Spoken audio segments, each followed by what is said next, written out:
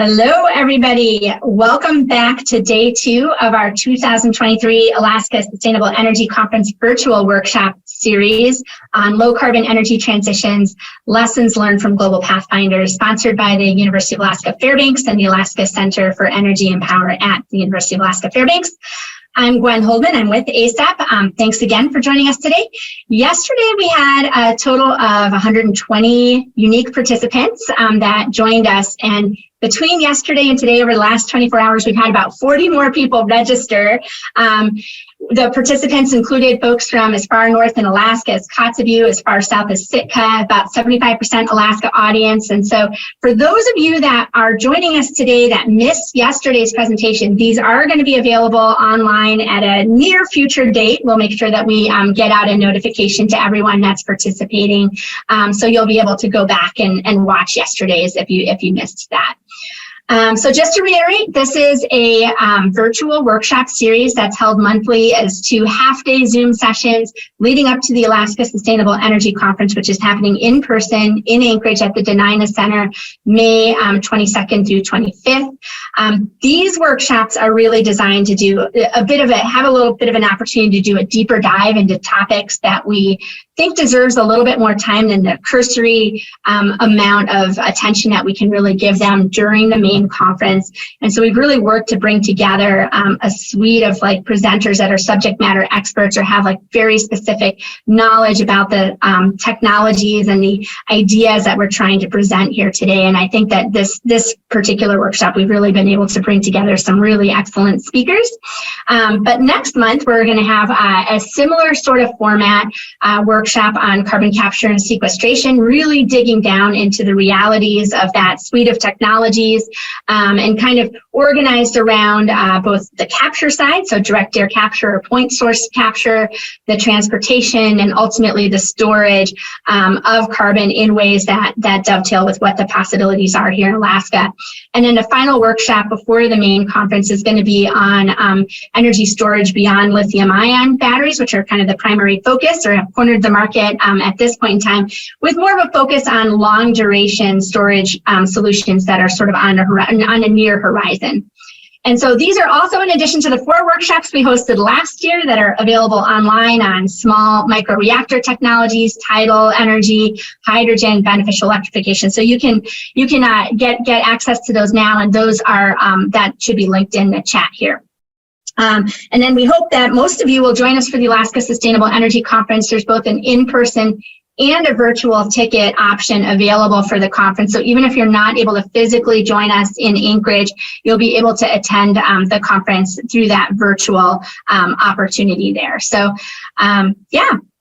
And so following today's program, we're also going to have a feedback survey. I would actually really appreciate it personally if you guys can take the time to fill out that survey, because we're really trying to make these workshops relevant, topically important, and the more feedback that we can get on that, the better, so that we can kind of continue to look at future topics and ways that we can sort of improve these workshops.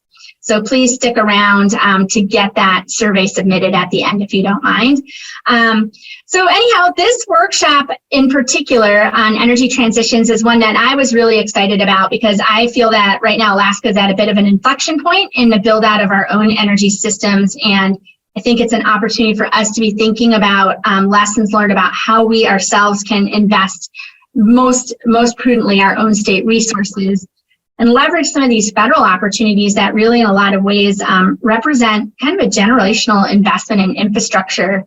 And at the same time, really thinking about what sort of policies or incentives we want to develop here in the state to sort of support this energy transition or this direction that we're moving in the state. And so yesterday, we heard about case studies from Iceland and Hawaii. And today, we've got a really great lineup of presentations as we explore how France and Denmark have been pathfinders in navigating their own paths to lower carbon solutions and energy transitions using completely different technologies. And so I'm pretty excited about listening to these 2 case studies. We're also going to hear about workforce development from Jason Meyer with Rocky Mountain Institute and their Energy Transitions Academy. And that's going to be introduced by ASEP's Carolyn Leffler, who's going to give a brief overview of our own Arctic Remote Energy Networks Academy, which actually is modeled on a program that was actually first introduced in Iceland. And then one other small change to the agenda, we're going to have this wrap-up panel, really sort of synthesizing and thinking about what lessons Alaska can apply from these different global case studies. And we've added Matt Hebner from the Arctic Energy Office to that final wrap-up panel. So each presentation that we'll hear from today is going to be followed by a Q&A between our attendees and our presenters, and we're going to be using the chat feature, not the Q&A, to do those for the Q&A session. And we've got a moderator that's going to be really curating those questions. So feel free to drop those questions in as folks are speaking. It's not going to be distracting to our speakers to do that. So. And before we get started, I'm just going to do a couple of quick on-screen activities. And these are both going to be word clouds. So I am hoping you guys can participate in it. You just need to go to this POLLEV.com/TOTTAK216 on your computer. Google Chrome, I think, works the best, I've been told. And then you can also participate by phone. That link is in the chat. So if you want to just click in it, you can do that. By phone, you text TOTTAK216 to 22333, and then you'll receive a text message once you've joined the session, and you type in and send your response. So for this first one, you can submit as many single words or short phrases as you like, but submit them independently, individually. Don't put a bunch of chain words together. And so the question that we've got here is, what is driving our current energy transition? So we'll just kind of let that populate. Remember not to put more, just do independent one word phrases.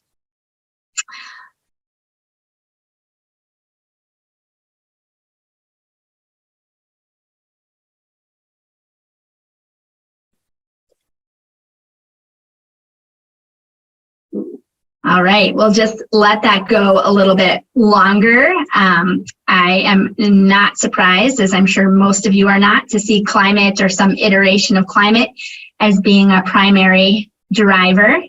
But yeah, there's quite a few other words that we're seeing here as well. Diversification of our energy resources, energy independence. Yeah. This is actually an interesting word cloud because it feels like climate is a common word across many of them, but then there's a lot of individual words that people, so there's a lot of words, but not that much duplication maybe. So carbon, economics, I would agree with that one. Cost, demand. All right. Okay, we'll maybe pop that up at the end. I'm going to ask Sarah at Government Event Services, maybe you guys could pop this up at the end and we can talk a little bit more about this during our final wrap-up panel. So, okay, why don't we go to the second one? So same exact deal as before. This is, again, don't put more than one, don't do every answer uniquely. Don't do a chain, don't do comma spacing. So the next one is going to be, what do you think will be the 3 most important energy generation sources in the year 2050? So this is like talking about almost 30 years out. What do you think we're going to be producing our power with? And of course, Alaska's tricky. I thought a little bit about how we might want to word this because it's super regionally based, right? In 2050, are we going to have a grid? Are we going to be able to integrate a number of different resources? What is it going to look like? And so, so maybe the way to think about this is really for the grid that you're connected to. So if you're joining us from Kotzebue, what would your answer be? If you're joining us from the Railbelt grid, what's your answer there? So that might be maybe a good way to sort of think about it. If you're joining us from down in Sitka or in Ketchikan, then you probably are going to be thinking about hydro, right? So, all right. So that's interesting. We see solar is right in the middle. It's like the biggest one maybe right here. And so to me, that feels like that's why that third workshop of ours is important, that idea of like longer duration storage, right? Because obviously solar resources are pretty seasonal here in Alaska. Nuclear and wind are big ones here. I'm not seeing as many fossil fuels. I'm a little surprised that we don't have gas. Gas is it's a little next to nuclear right now. Tidal energy. So we've got a really heavy emphasis on renewables in this mix. All right. So again, Sarah, I think this would be a fun one to revisit at the end during our final panel. We can maybe have a little bit of a conversation about that. Otherwise, I think we will go ahead and move on. I've got just a couple of brief housekeeping comments here. Make sure, especially if you didn't join us yesterday, go ahead and introduce yourself in the chat. Let us know what name and organization you're from. Unfortunately, we don't get too much of direct communication from the audience, but please use that chat box as much as you want, both for question and answer and to introduce yourself, like I said. So go ahead and submit those questions, and then we'll have the moderator sort of go ahead and ask those questions during the Q&A section. And we've allotted a fair amount of time for Q&A, so please make sure that we have some. Although Rochelle told me she has like about 20 questions herself that she wants to ask our first speaker, Frank. So we'll see. Maybe we won't even get to Q&A from the audience. Just kidding. All right. So if you have any difficulties, just use that chat feature and chat event support for assistance. They can help you out. Carla and Sarah with Government Event Services have been amazing in terms of orchestrating everything behind the scenes here, and so they can take care of you. And then we're going to keep you guys muted, as I mentioned, so just go ahead and submit those, and then this recording again will be available later on the Alaska Sustainable Energy Conference website at a later date. So we'll make sure we get that out to you guys when that is available. So that brings us to today's first presenter. I am going to first welcome our moderator, Rochelle Johnson.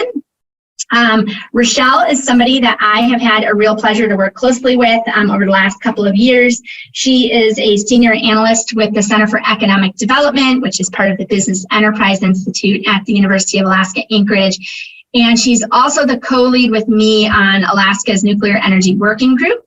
And so I'm going to turn it over to Rochelle to introduce our first speaker. But I'll say this again. The speakers that we have for this workshop actually span 11 different time zones for all the speakers and presenters. And so I think right now for Frank, it's like 6:30 p.m. So we appreciate him giving up his evening to join us today. So with that, I'll turn it over to you, Rochelle. Thanks, Gwen. And I echo that thanks, Frank. I recognize that it is a different time of the day for you than for Gwen and I, who are just starting our morning coffees. Hello, everyone, and welcome to what I think will be a very interesting presentation from Frank on the development of the French nuclear industry. As many have probably seen in the news here in Alaska, there is a new generation of nuclear energy in development that has the potential to have a really broad range of applications in Alaska. And it's been presented as an opportunity to decarbonize our heating systems, support broader adoption of renewables, support industrial development, and more across our state. In some ways, this new generation of nuclear technology is redeveloping the nuclear industry in terms of supply chain and workforce. And developers are kind of redefining in a lot of ways how nuclear energy is implemented in terms of policy here in the US and at a state level, what sort of business models they're implementing, and the application spaces for nuclear energy. I personally think that there's a lot that can be learned from other countries tackling this problem or this topic also. So that's why I'm really excited to introduce Frank Carré. to speak about France's experience with nuclear energy.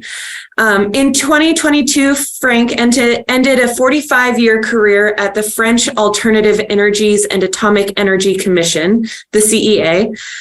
He spent his career mainly devoted to future nuclear systems, where he contributed to the development of national research programs and the establishment of bilateral and multinational international cooperation in Europe and within the Generation 4 International Forum, which is a cooperative research endeavor to study the feasibility, performance, and deployment of fourth-generation nuclear systems. Frank was the scientific director for the Nuclear Energy Directorate from 2009 to 2019, and the Energy Directorate in 2020 and 2021. He was also the scientific advisor to the High Commissioner for Atomic Energy from 2012 to 2018, and a member of the IAEA's Standing Advisory Group on Nuclear Energy. Despite retiring recently, he still works as a scientific advisor for the CEA, teaches at Sciences Po, and contributes to conference cycles in higher education.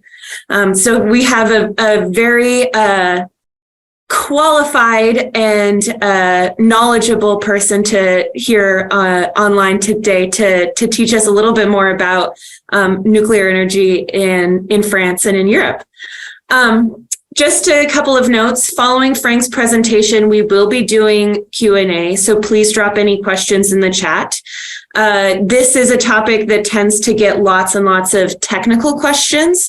So if you have technology specific questions about nuclear, ASAP actually hosted a workshop last year specific to small-scale advanced nuclear technology and its potential in Alaska. Which was recorded and is available online. So if you have technology-specific questions, please hold those and try to target your questions specifically at Frank's presentation. With that, I would like to hand the reins over to Frank so he can tell us a little bit more about France and nuclear energy. Frank, the floor is yours. Thank you so much, Richelle, for this very kind introductions, and good morning to all. So I'm really delighted to participate from France in this quite informative and timely workshop organized by the University of Alaska on the energy transitions. So my presentation will be a brief overview of the motivations behind France's decision to go for the nuclear option in energy production, and a brief review of the public policies that have accompanied this choice from the beginning. Unsurprisingly, France's energy poverty, very little oil, gas, and coal, completely the opposite of Alaska, was the main motivation. French scientists actively contributed to establish the basis of nuclear physics and the reactor physics in the first half of the 20th century, so that experimental reactors using natural uranium and graphite and heavy water as moderators were built quickly in the wake of the proof of principle made by the Chicago Pile in December 1942.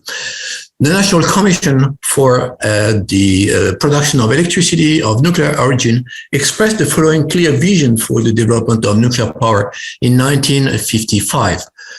Natural uranium gas graphite reactors will last for 10 more years. Then pressurized water reactors with enriched uranium will come next in the 1960s.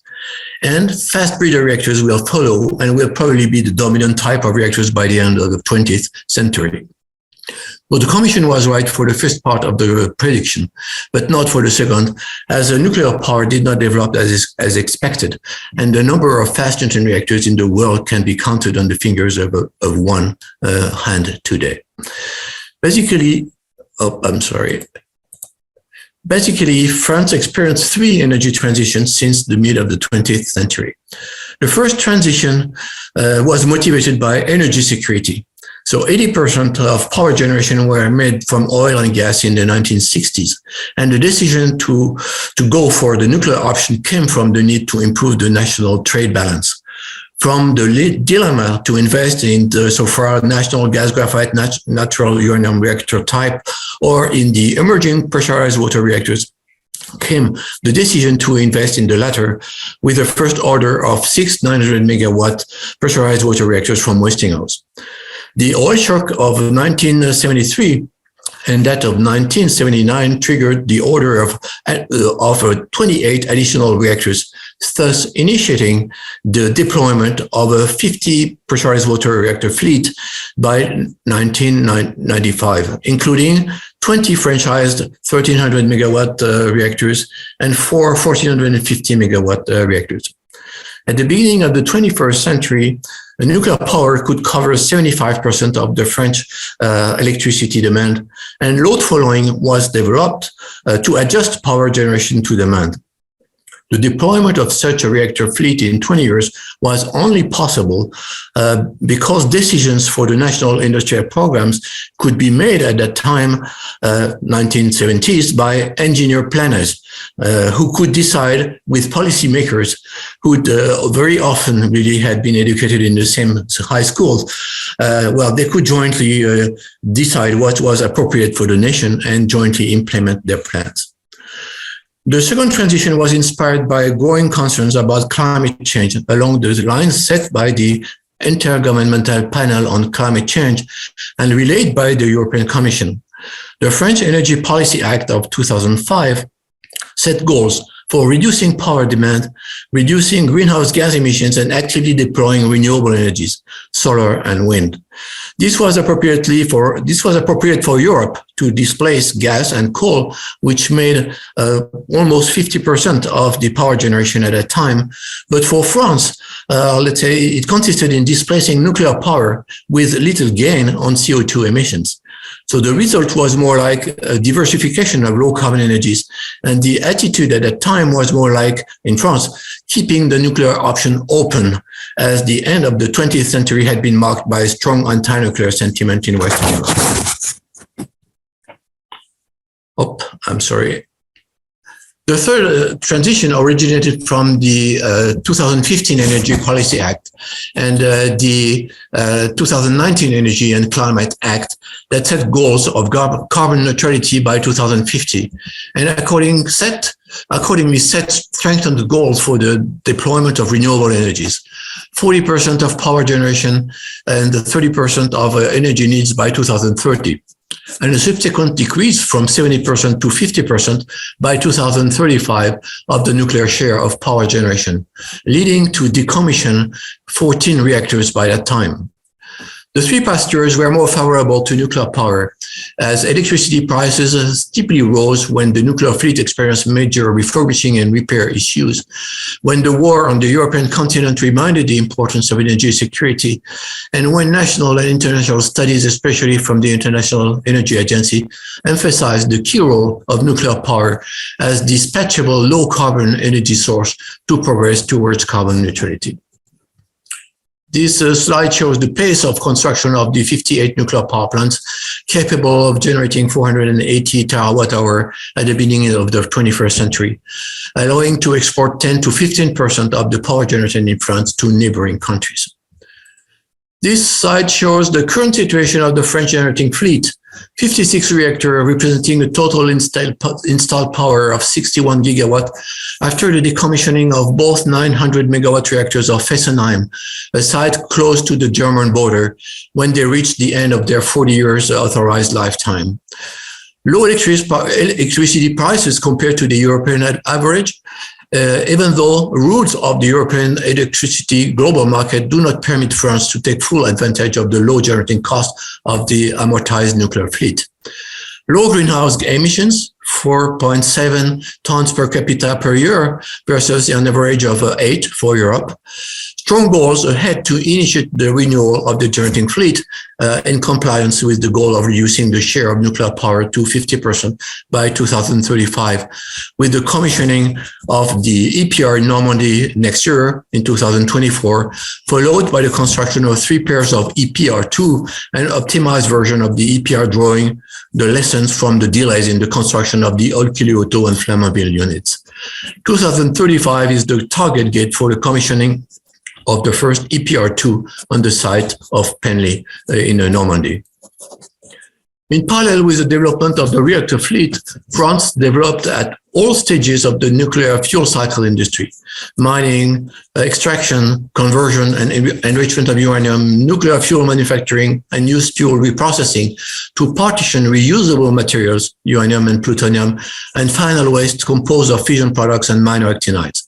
Minor actinides are artificial nuclei created in a reactor that are 0.1% of the used fuel content, but they bear most of the long-term radiotoxicity and decay heat of high-level radioactive waste. Partitioning allows to optimally package nuclear materials and final waste separately.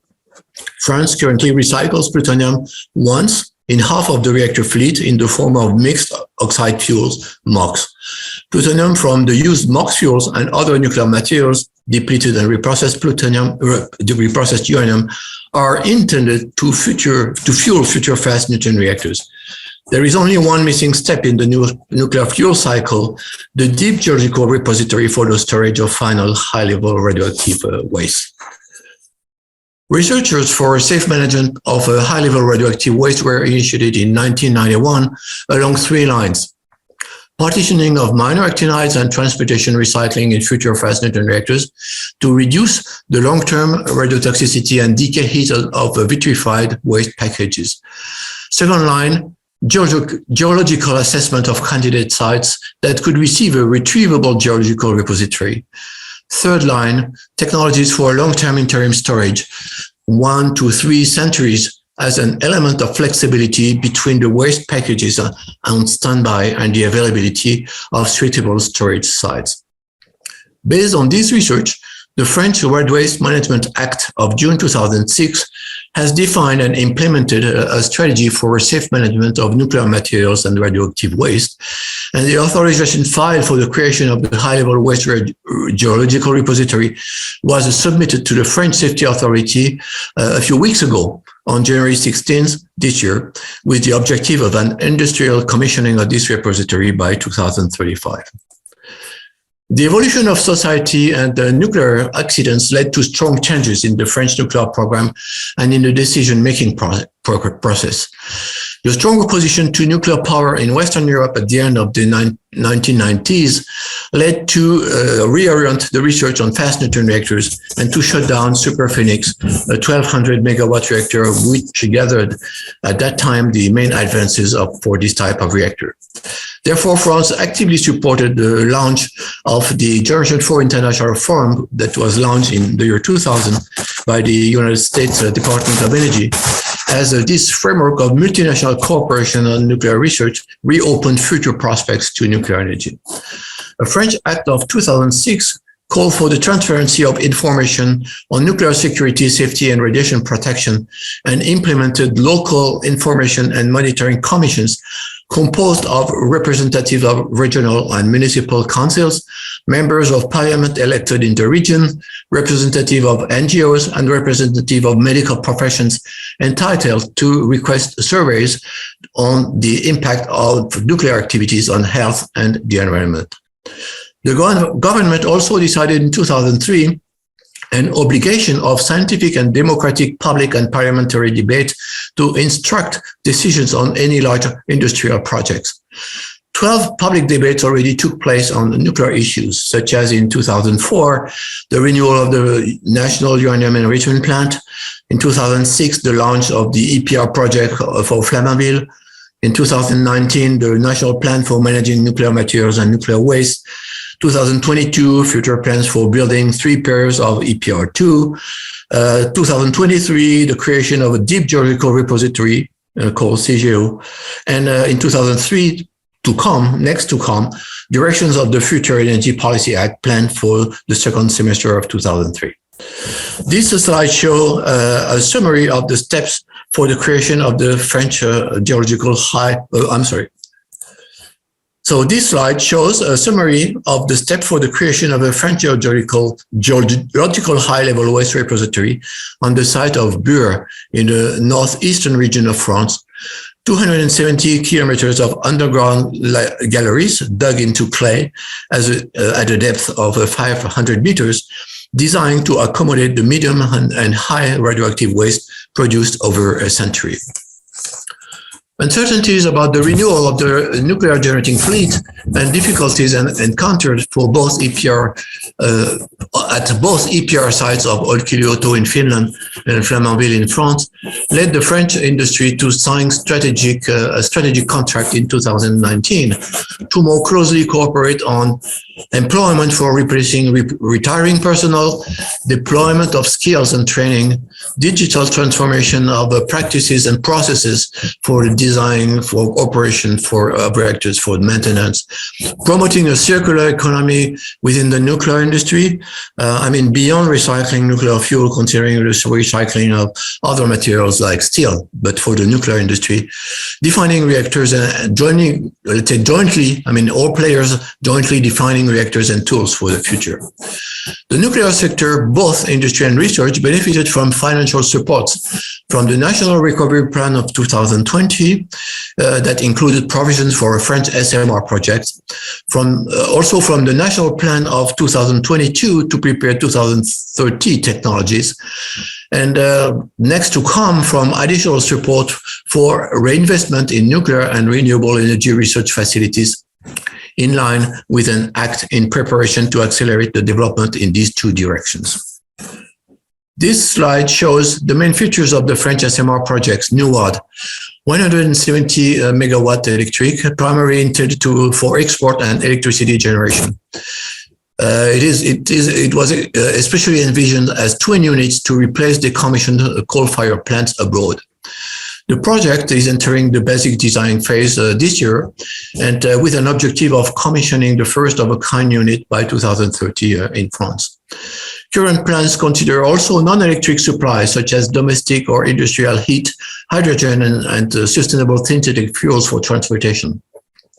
Unlike Alaska, we don't have in France, neither in Western Europe, remote sites to be heated or electrified or decommissioned coal-fired plants to replace. Given the fact that France electricity is already 90% decarbonized, and that electricity represents only 23% of the final energy demand, most of it being heat, either for domestic heating or for industry or transportation fuels. So reflections in France should really also address low carbon heat for domestic and industrial uses and low carbon transportation fuels. And they should also investigate how renewable and nuclear energies could contribute to supply such low carbon non-electric energy products. This leads to consider four main applications for SMRs in France or in Western Europe. First, the regional power supply to facilitate the balancing of the electric grid by compensating for the variability of local solar and wind production. Second, regional power and heat supply to the housing and the industry. Third, regional hydrogen generation for local use by the industry or heavy transport. Fourth, supply of varied energy products, power, heat, hydrogen to industries, including for the production of sustainable synthetic hydrocarbon fuels from recovered CO2 or biomass. Surveys along this line were made by the National Alliance for Energy Research that showed that 20% of process heat below 250 degrees Celsius needed by the French industry, mainly agri-food, chemistry, paper, and cardboard industry, were located at a shorter distance than 100 kilometers from existing nuclear plants. They also showed that the heat requirements were as high as 2.5 terawatt-hour per year on 5 industrial sites, thus within the approximate range of one SMR, such as NUWAD. And that the site of Gravelines in the north of France required as much as 5 terawatt-hour per year, approximately the production of 2 SMRs.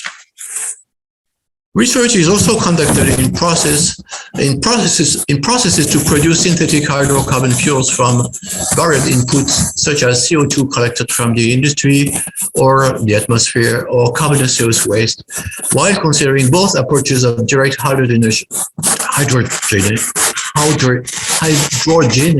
of CO2 or the production of syngas followed by a Fischer-Tropsch synthesis.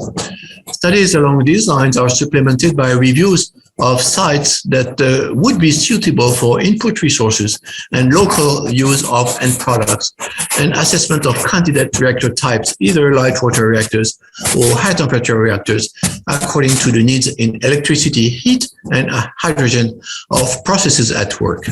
So GME Energy is a French startup that is developing a micro high temperature reactor that could resemble to some extent to the USNC, let's say a small reactor, to supply heat to the industry. Besides renewing the French generating fleet and developing the SMR New World, France is also supporting startups interested in high temperature or molten salt reactor technologies and actively pursuing research on fast neutron reactors within the framework of international corporations, including the Generation 4 International Forum. This table shows contributors to 6 reactor types that carries the vision of the future of nuclear energy into the second half of the 21st century. And you can see that France is, let's say, an active partner of, let's say, research on the sudden fast reactors, but also a partner of research on high temperature reactors, molten salt reactors, as well as to some extent, no, I think I said it. France, along with other European countries, has long been involved in the development of fast neutron reactor technologies for their ability to use all the energy content of natural uranium, especially using uranium-238 that makes 99% of the content of natural uranium through the conversion into plutonium. And this is magnifying, this means magnifying by 2 orders of magnitude, in fact, let's say the use of the energy content of natural uranium by existing reactors, which mainly use uranium-235, which is less than 1% of natural uranium. And then the interest was, let's say, of France was for energy security. I mean, in this, let's say, sustainable type of nuclear, let's say, for the efficient use of natural uranium, but also for the capability to minimize the amount of long-term radioactive waste to be stored in the deep geological disposal because of the ability of the physics of these reactors to recycle minor actinides. The development of this reactor type came to an end with the shutdown of the Super Phoenix reactor in 1998 and the end of life of the Phoenix reactor in 2009. The Astrid project, indirectly called by the French Radioactive Waste Management Act of 2006, was an opportunity to investigate innovative design features with the industry for this type of reactor through preliminary design studies of a 600 megawatt unit. It was decided in 2019 to postpone any decision of construction so that activity on this type of reactor today is limited to research and development and international cooperation, so including with the versatile test reactor in the United States to maintain skill with uncertain prospects for new projects.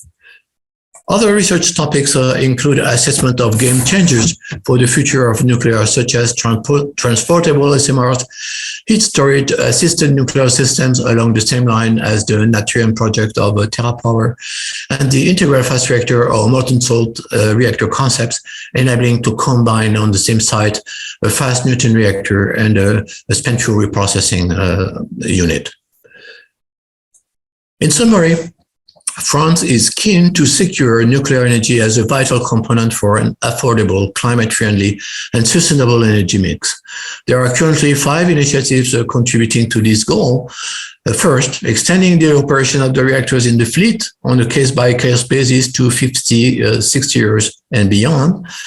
Secondly, commissioning the EPR in Flamanville in 2024 and successfully building 3 pairs of EPR2 within the given cost and time frame, with the first unit being commissioned in 2035.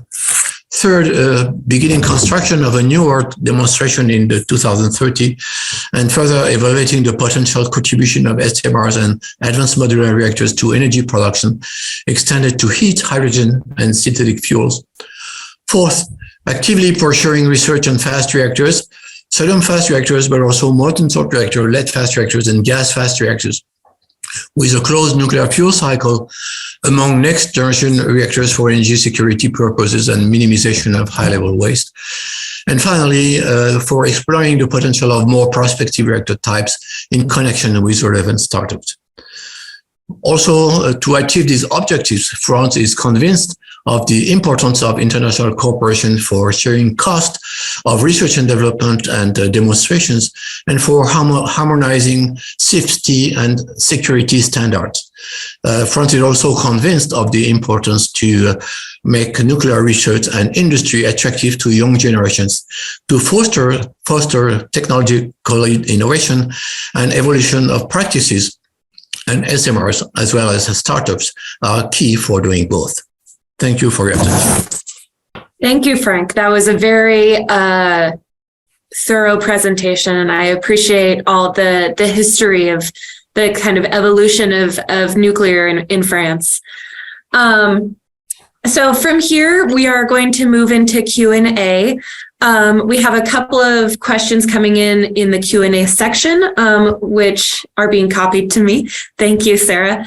If you have questions, please drop them in the chat, and we will be doing, and I will address those as we work through them. Frank, to start us off, as people are dropping their questions into the chat, I wanted to start off with one question. It does seem like one of the primary focuses of the French nuclear industry, especially recently, has been managing waste streams and designing sort of the waste system for the nuclear supply chain. This is also a topic that has been really relevant in the US as we try to figure out how to manage our nuclear waste. What do you think the US can learn about designing and managing nuclear waste systems from France?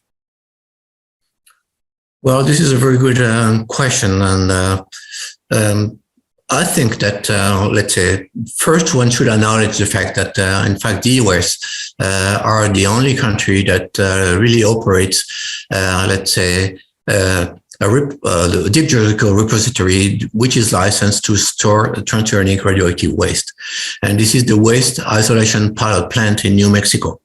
And then I think that from the technical point of view, I think, well, learnings could be taken from, let's say, other, let's say, geological media.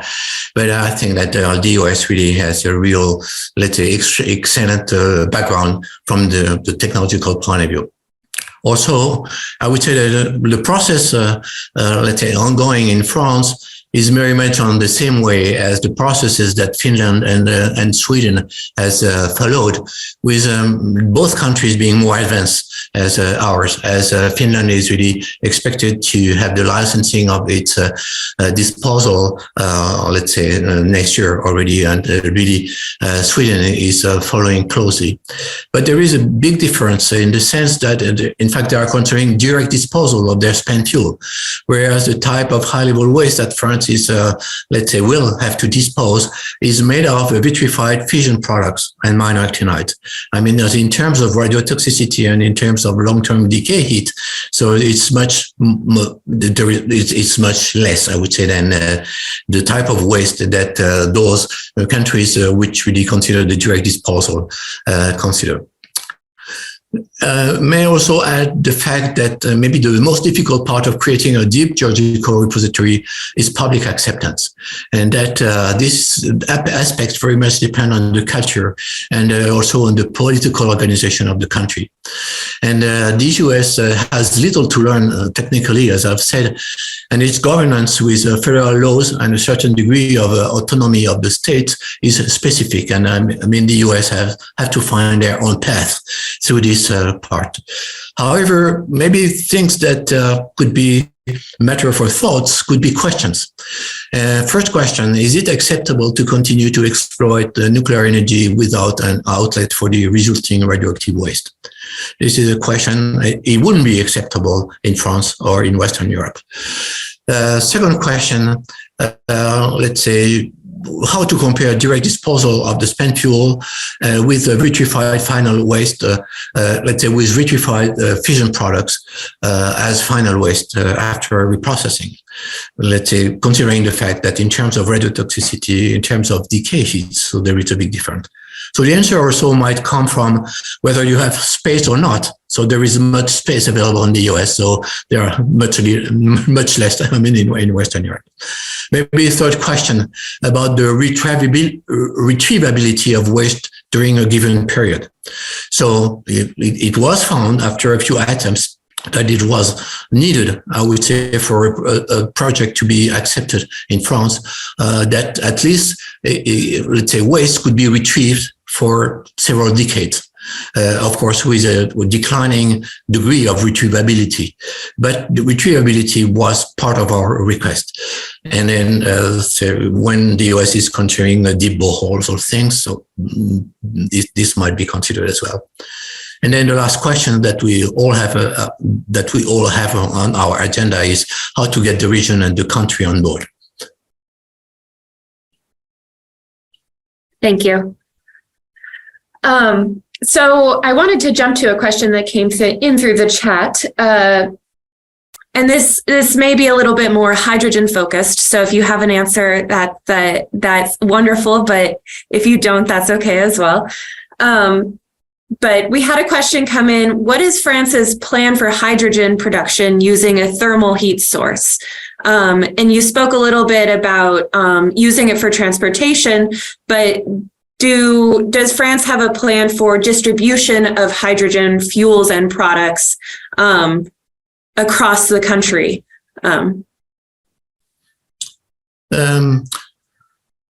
Well, in fact, our interest in hydrogen would be primary, I would say, to decarbonize the current hydrogen that is being used by industry.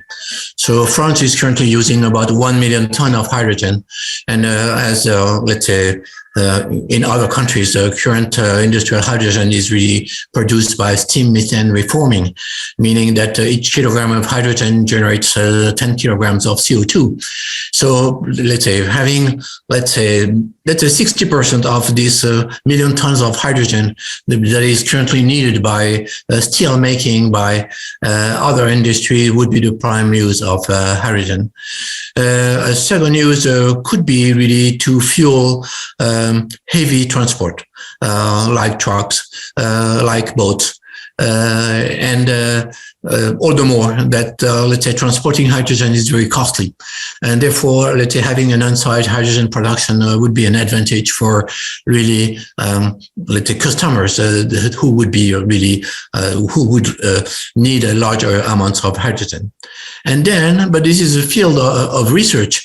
We have an interest in, let's say, in processes that could convert CO2, either collected from industries like cement industry, or whenever it could work, I would say extracted from the atmosphere, or to have CO2 collected from biomass, or even, I would say, to treat carbonaceous waste and to really, let's say, use hydrogen and low carbon energy sources like heat, electricity, and hydrogen to manufacture synthetic sustainable hydrocarbon fuels, just to supplement the decarbonization that can be made by electrification. Electrification will not be old. We will not have, let's say, electric cars. And I think that there is a future in sustainable biofuels, I would say. Well, the challenge being, let's say, is in succeeding to have their cost being made competitive on the market. I don't think France has, to answer the question, has current plans to have a big network of hydrogen, unless maybe for the industry. But I don't think we will have many hydrogen fueled cars. Thank you. So moving on to another online question or question through the chat. and this is a topic that comes up frequently for us as well for nuclear, because I think it's in many ways considered a high cost energy source. But are there any targets for price or cost curve projections for nuclear in France that you are aware of or that you can share? And also kind of tied to that, how does France view nuclear, the economics of nuclear compared to other energy sources? Well, this is an important issue. So nuclear has a number of assets, all the more when climate change considerations are come into play. But of course, in order to be, in order to be exploited at the level where it could bring the best to combating climate change, I think that nuclear should be kept within a sizable range with other energy sources. And then, and of course, by doing that, one should account for, let's say, the cost of the connection of solar or wind power, either onshore or offshore. So the target cost, I would say, for EPR2 would be something like 70 euros per megawatt hour. So with the current delays, I would say the EPR in Normandy would be something like 110 euros per megawatt hour. But with the optimization that has been made, let's say in the EPR2, really the target for EDF would be to achieve a generating cost less than 80 euros per megawatt hour, and if possible, reach 70 euros, which would more or less match the cost of, let's say, coal-fired plants, even though we have very few in France. But with carbon tax in the range of, let's say, 100 euros per ton, well, this would match this cost for nuclear.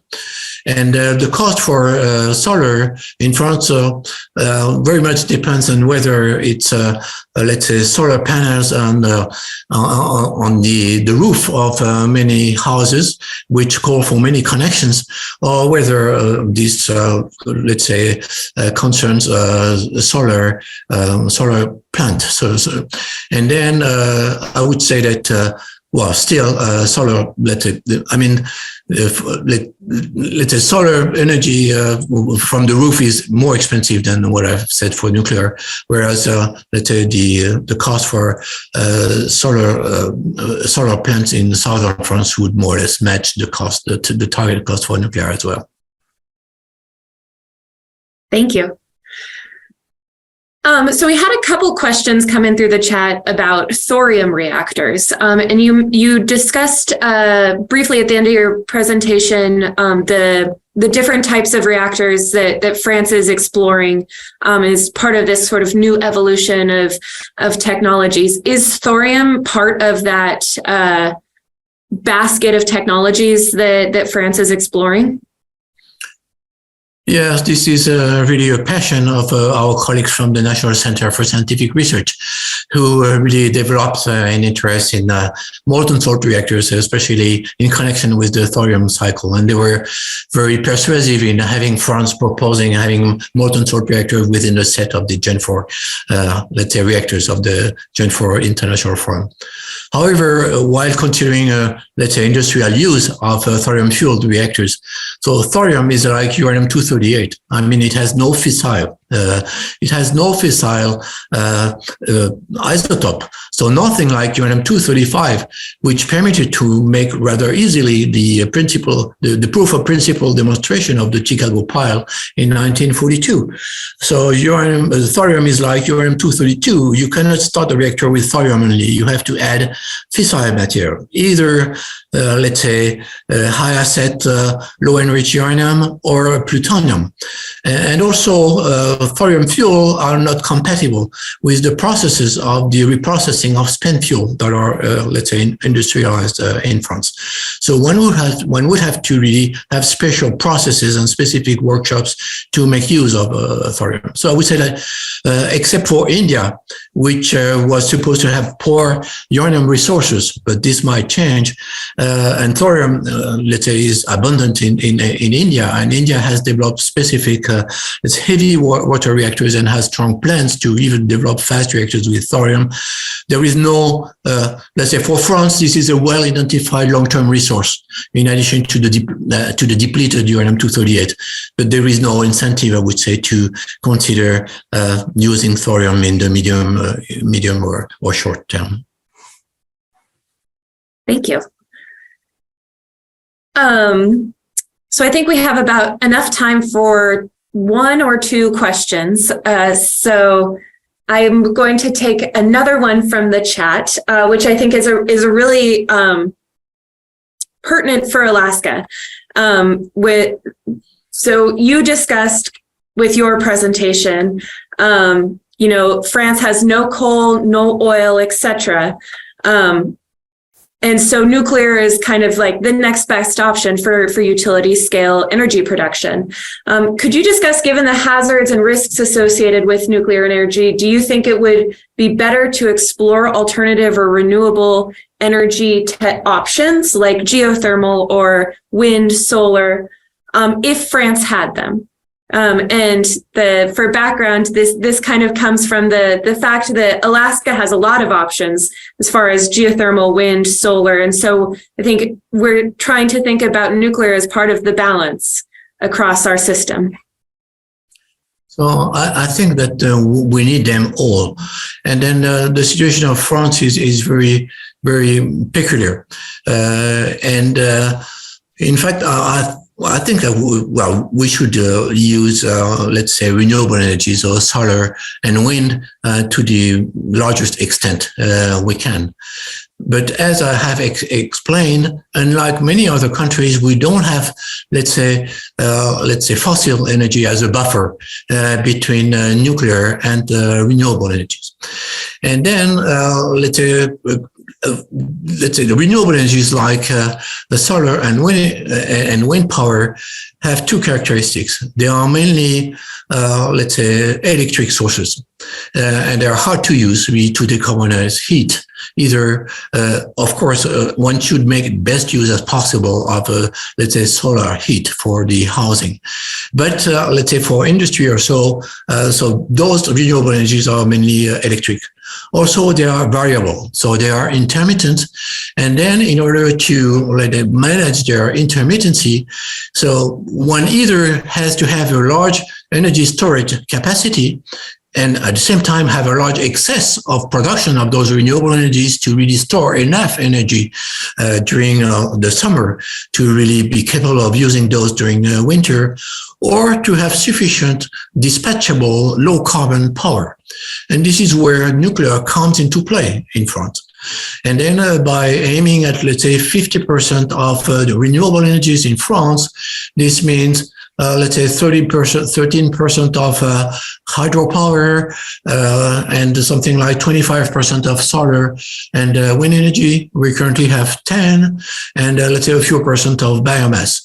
And this would keep, I would say, solar and wind, let's say, around 25% of the production.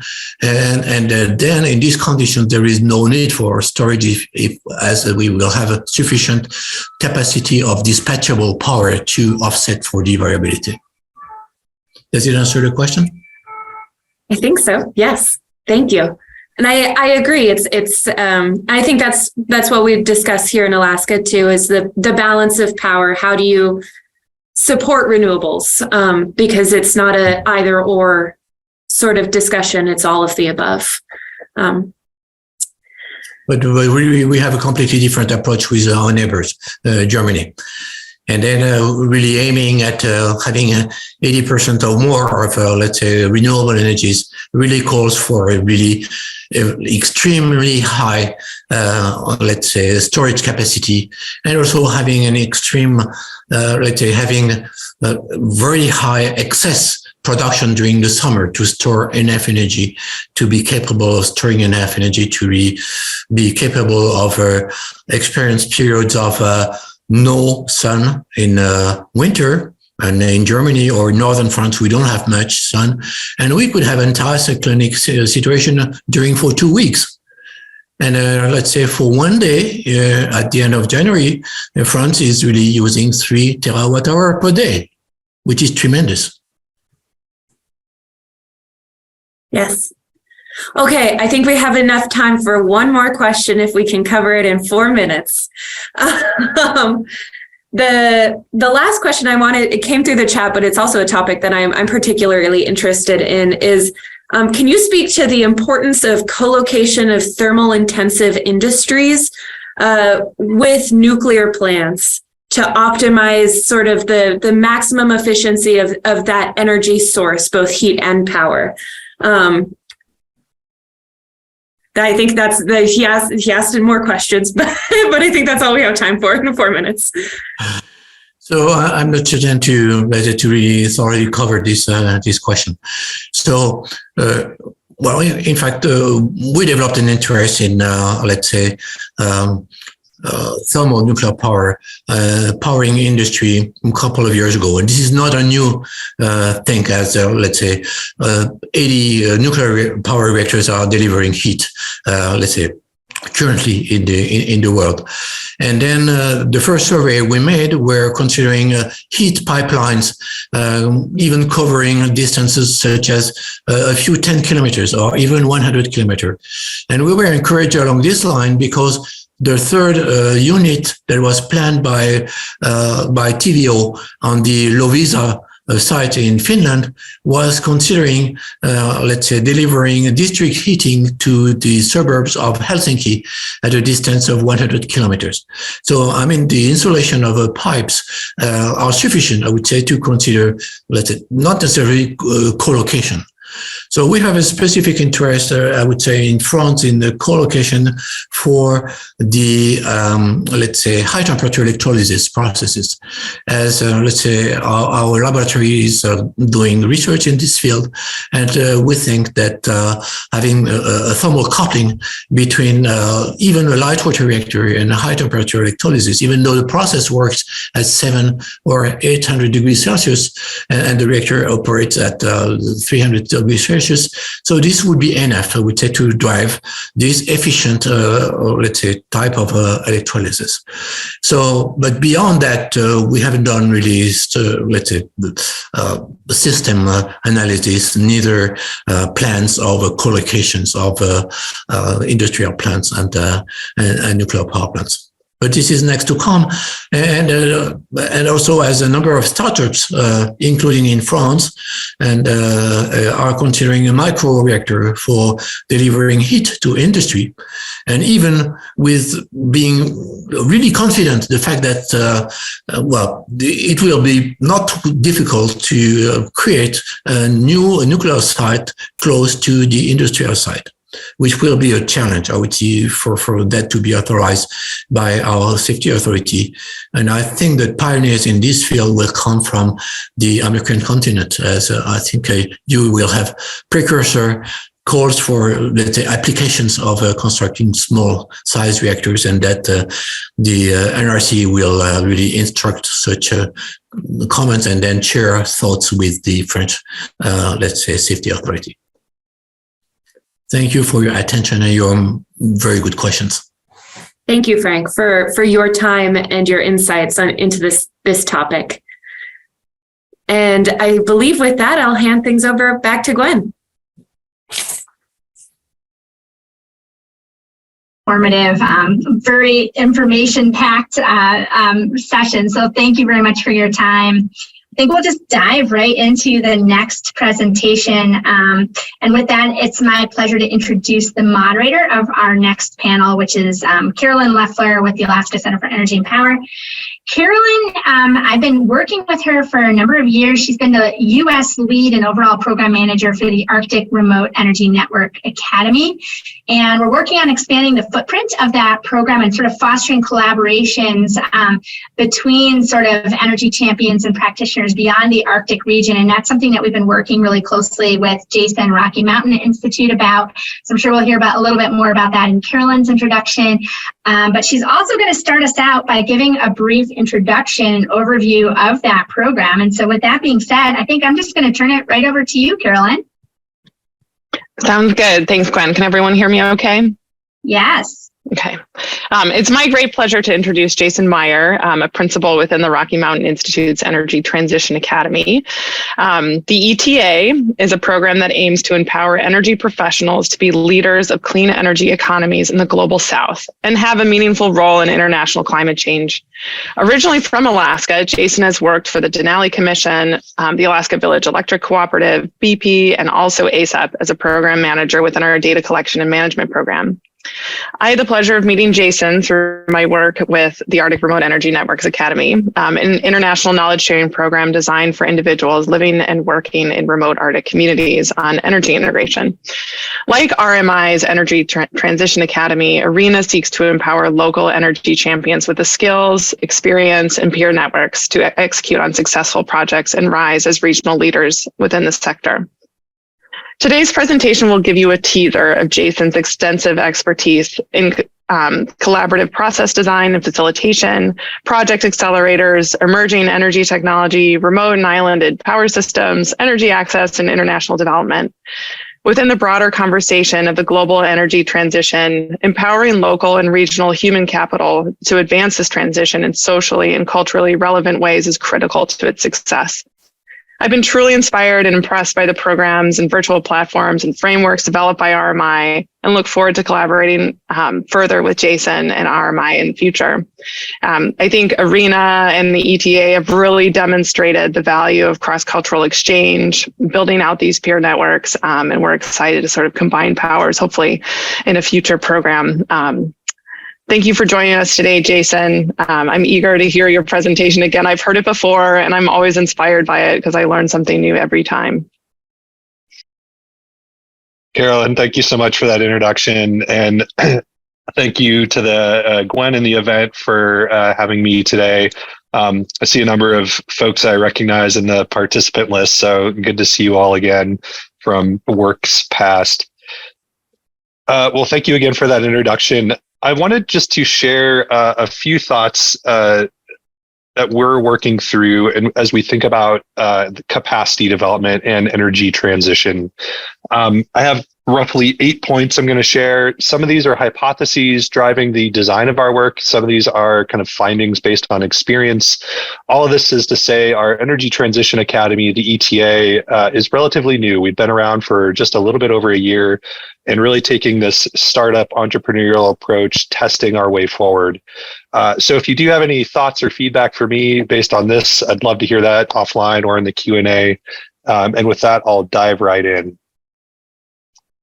By way of introduction, so our Energy Transition Academy is a program that sits within a portfolio of programs at RMI focused on the Global South. And so our work is based in Sub-Saharan Africa, the Caribbean, Southeast Asia, and then more broad to the Global South, we do significant work in India, China, and several other global markets.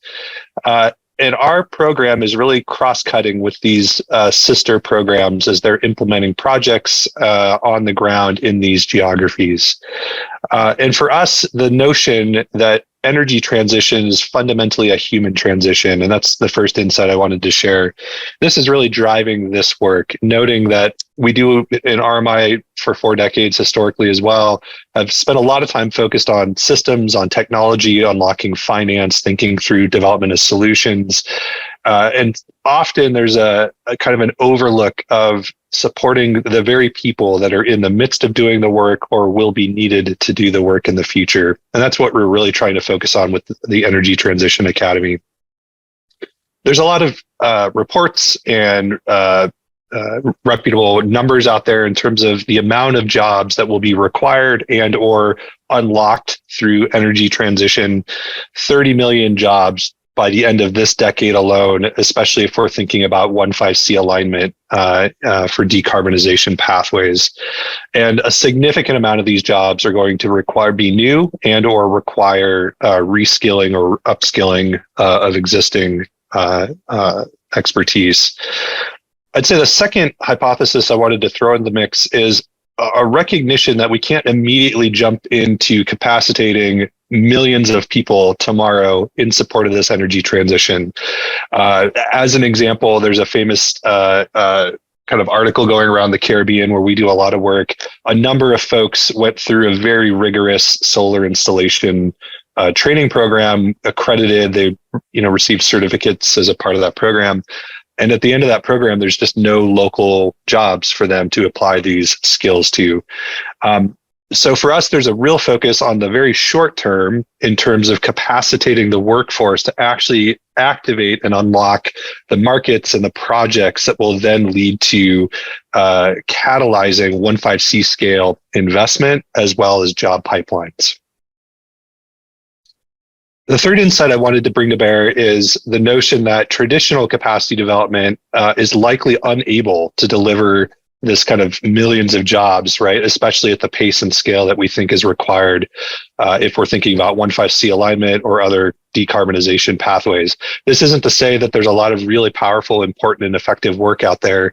But in our experience, especially in the global south, there's a tendency for a lot of these efforts to be fragmented, siloed, one-off, kind of a consultant or expert fly-in, fly-out approach that does little for kind of long-term kind of sustainability. So for us, there's a lot of market failures, especially as we think about historic approaches to capacity development that really need a kind of a different approach if we're thinking about real scaled impact, especially in short timelines. Two insights I wanted to make here. So for the Energy Transition Academy, there's an element here of, therefore, what do we do different? So learning from these market failures, but also being inspired by a lot of innovation, especially in like the online skills space. There's all sorts of platforms and approaches today that are just really cutting edge, really innovative, but also scaled and impactful. For us, it begins with this notion around an approach to ecosystem activation. And so if you look at this wheel, we're leaning on expertise and kind of the secret sauce of RMI from the last 4 decades to bring to bear this work, taking a systems approach. So thinking holistically across a market or across an ecosystem, as opposed to being narrowly focused on one audience or one content need or one skills need. Having a demand-driven design or a user-centric design, so understanding priorities, needs, et cetera, on the ground, bringing to bear this collaborative and even facilitated approach that we've really implemented in a lot of our work. My background here at RMI for the last 6 years has been with our electricity innovation lab that really takes a social innovation space and brings this to utility and regulatory work in the US to design and create new solutions. Partnership is really critical, both locally, but also globally. Thinking through partners for the right content, as well as how to best engage and disseminate this work on the ground.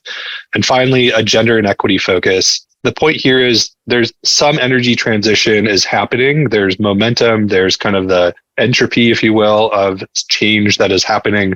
But not any energy transition will be sufficient for a number of reasons. We really need to be intentional, especially as we think about gender and equity going forward in the future that we want to manifest and we know must work for everyone. All of this is being brought to bear as we think about how we deliver our work. We have an online platform, but inherent in that online platform and in-person engagement is doing this in community. So peers and practitioners going through capacity development, training, and engagement with peers that are also in the midst of doing this work in similar roles and contexts regionally and globally. And the second thing is not focused on knowledge creation, but really focused on know-how development. So practical and applied learning that can be immediately deployed in work today.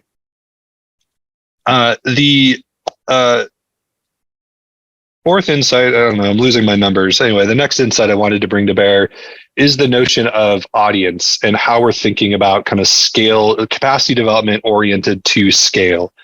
for us, there's a notion here of not just focusing on individuals, not just doing internal L&D for businesses, but really thinking about this chain that's required, supporting leaders, supporting individuals for their leadership, working with institutions and organizations that are ultimately driving action, connecting these folks together through networks, communities of practice, to scale best practices, to share learnings and experience with one another. And all of this is rolling up to ecosystem transformation. One more insight here before I get into some specifics, just how this is manifesting in our own work. And I've also been really inspired by the arena work that Carolyn and Gwen introduced. We've done in the early days of the ETA, looking through all sorts of capacity development, training, platforms, and offerings out there. And as you probably all know, there's a million of them, right? Globally and locally. What became apparent to us as we were doing this initial market assessment is what I would call like 5 key ingredients. So if I'm thinking about a capacity development or training offering that is really oriented to scaled impact, time and again, these kind of 5 buckets of things were manifesting in these offerings. The first one obviously is learning, but not just knowledge creation. There's something here about kind of relevant and applied knowledge that's being developed, and learning in different modalities, could be in person, could be virtual. The second thing is this real focus on community. So not just kind of siloed training, but the ability for someone to connect with others in the midst of this learning, in the midst of this training. Maybe they're peers, maybe they're not. But this community development piece is, in my mind, a critical catalyst if we're thinking about capacity development that's more oriented to scaled impact. Another key ingredient, if you will, experience exchange. So this is really recognizing that people all across the world in different geographies, globally and locally, are actually in the midst of leading the energy transition in a variety of ways. And the point is, a lot of times this leadership is not recognized, but more importantly, it's not connected or amplified. That leadership isn't elevated. So for us, there's a really critical need here to connect people together so that they can share their experience, learn from each other's experience, also as they're in the midst of doing this work. Few other ingredients quickly. The focus on innovation. And this doesn't have to be the primary focus, but to some degree, some element of problem solving or co-creation in and of itself to develop solutions, but also in our experience, this innovation or creation process can be one of the quickest on-ramps to real practical applied learning. You can sit through a lecture, but if you're working on a shared project with others, there's something, or a shared problem, there's something there that can really drive learning very rapidly and in ways that are practical and meaningful. And finally, the provision of resources. And this shows up in a variety of ways in different offerings. This could be the provision of monetary resources, scholarships, access, funding for like fellowships or other things. But this could also be the access to coaches or mentors, other types of resources, tools, online tools, digital tools as an example that could be helpful in work. The provision of resources. So for us, as we're thinking about our very practical program design in terms of offerings, these ingredients are always coming up time and again for us in terms of implementing those into the design. Another insight here is, for us at least, thinking through how are we prioritizing or focusing our limited time and attention toward things that are ultimately going to unlock kind of scaled impact, and in this case, jobs. We are focused on the Global South with the ETA. There's 4 things for us that we're really thinking through. The first one is the role of women in leadership. As an example, in the Caribbean, women represent, I think, 14% of leadership on either executive kind of C-suite levels or on boards, for in particular in the power sector. And what we find is the more that women are involved and elevated in leadership roles in these positions, in particular in the power sector, the more likely that renewables will be adopted. It really accelerates and improves investment, et cetera. And it's just really critical, especially as the energy transition has disproportional either benefits or impact to women going forward. So women leadership for us is a really critical leverage point. The second one is utility action. Utilities, big and small, are really the central kind of unlocking piece here to developing renewables and distributed energy resources. There's some connection here to governance and policy. So sometimes there's kind of a blurred line, right, between utilities and government, depending on the country and the context. But to the end of the day, unlocking utility action is fundamental, in particular to scaled investment and ultimately job pipelines.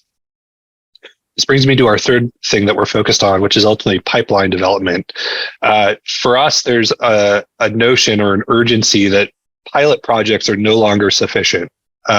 In terms of achieving our decarbonization pathways, we really have to be figuring out how to unlock portfolios of projects. Often this requires aggregation, de-risking, thinking through broader finance mechanisms and other things to really bring these pipelines of projects to bear. And finally, demand stimulation. In our Global South work, there's an overlap to questions of energy poverty and energy access. 750 million households, as an example, I think across Africa, lack access to energy beyond the grid, thinking through off-grid solutions, et cetera.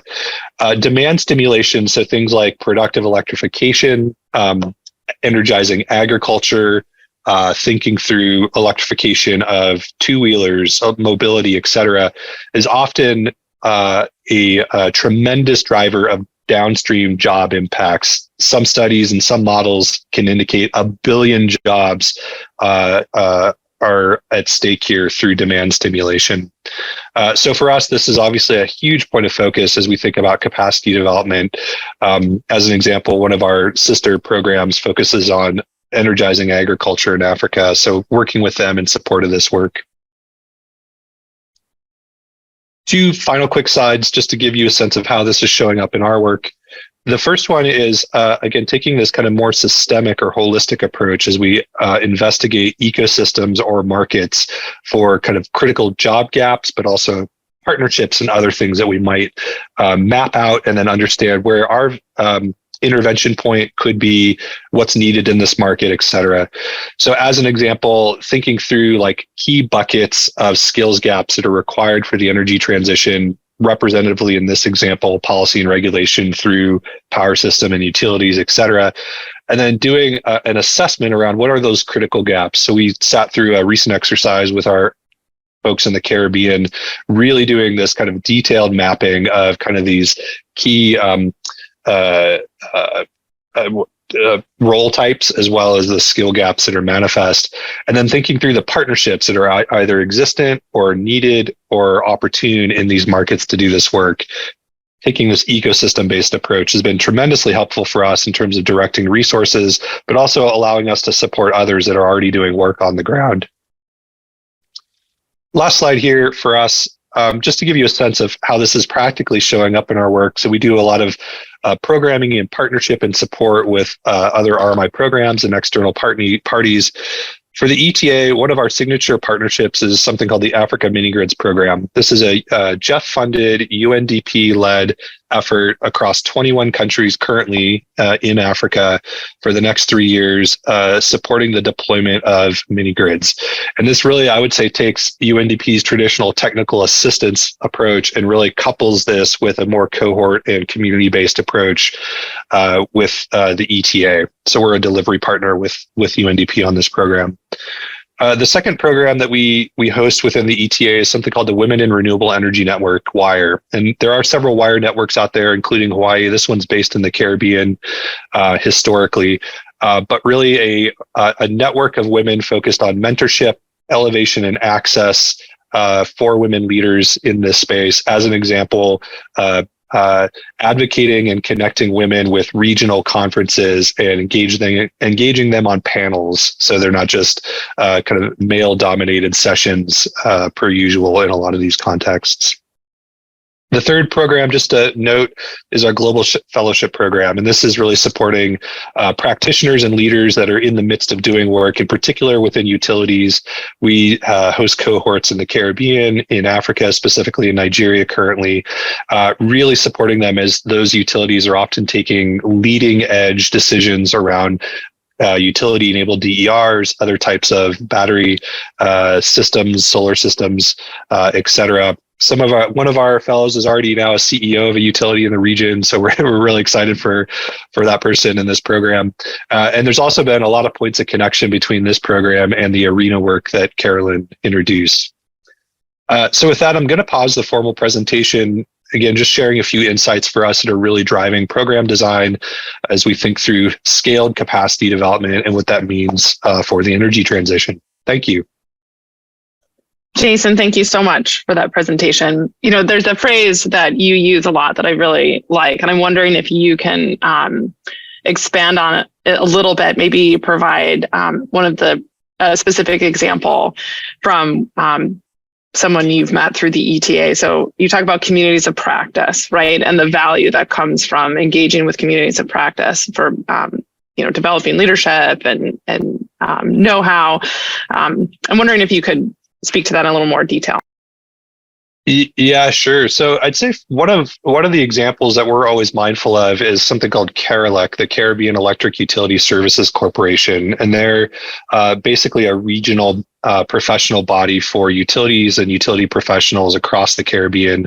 RMI was involved in the formation of that group quite a while ago.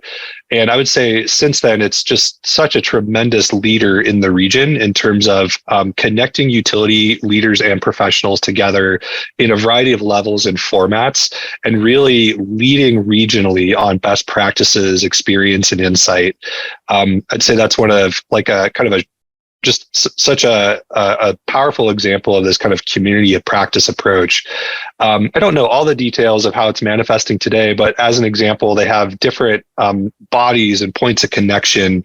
They have like a conference focused on human resource professionals within the utilities that are represented in that group, something specific to CEOs, another one focused on engineers.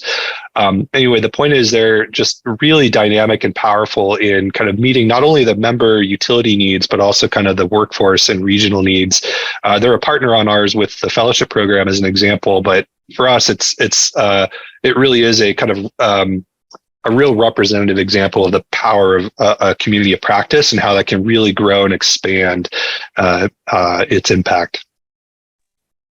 Thanks. So we have one question here from Bill Lady.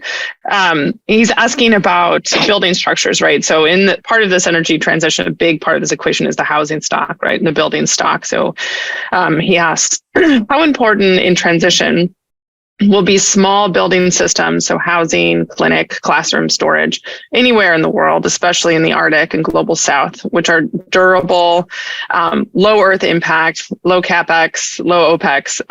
In Juneau, we've built promising thin shell concrete quasi-spherical prototypes strong enough for earth sheltering, no roof, minimum imported materials, tools, expert labor, good for building, local industry, etc. Yeah, thank you for the question, Bill. I think I can maybe provide two thoughts here, maybe not comprehensively answering the question. I'd say the first point is the green jobs promise of the energy transition certainly goes well beyond the power sector. And I think in a lot of our work, it's really kind of, I'd say, a little bit more narrowly focused on the power sector.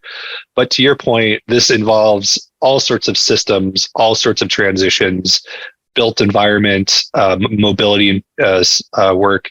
One of our sister programs here at RMI is really focused on urban transformation, kind of at scale, like megacities as an example, thinking through like green space, the role of like vegetation and trees, not only as decarbonization, but as like benefits to like livability and other things within cities. In fact, I think at COP27, they launched I forget that I could share this afterwards, but basically a kind of a global prize for cities to be rethinking the way in which they design around vegetation and green space. Anyway, the point is, it's not just the power sector professionals that are required in this transition.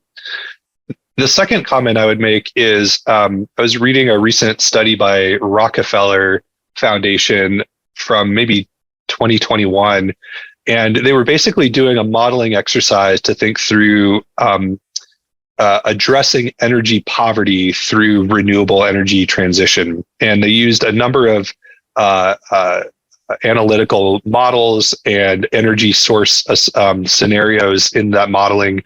And no surprise, in that work, the highly distributed approach was the one that was both economically, but also more feasibly able to address this question of energy poverty and access. And it was hard to read some of the assumptions in the report, but one of the points that really stood out to me is in that case, like the smaller and the more distributed was better in terms of job creation and impact, and ultimately this question around alleviating energy poverty.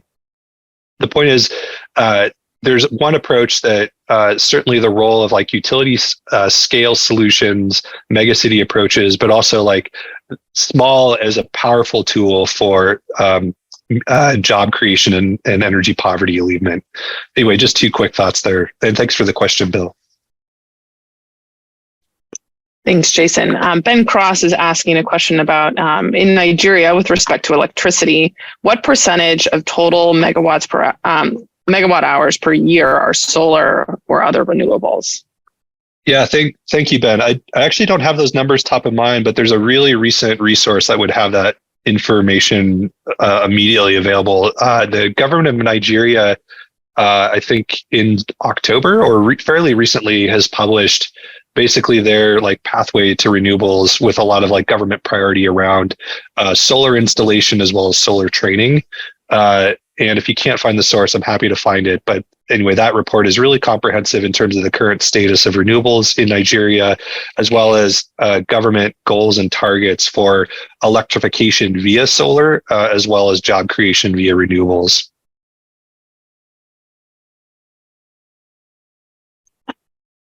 Right. I don't see any other questions coming up in the chat. We'll give people another minute here. But in closing, thinking about the ETA and ARENA and this, what at surface value seems like a very high investment in individual practitioners. Jason, I'm wondering if you can speak a little bit more about how that scales up, right? So we have like ARENA, for example, we have, I think, 33 alumni between the two cohorts that we've hosted, but we've seen very applied, very tangible results from that high investment in what, compared to a lot of workforce development programs would appear to be a pretty small pool of people. Yeah, it's a really great question. For us, it gets back to that graph. Well, it's graph, the relationship I showed, which is like individuals, organizations for actions, networks for scale.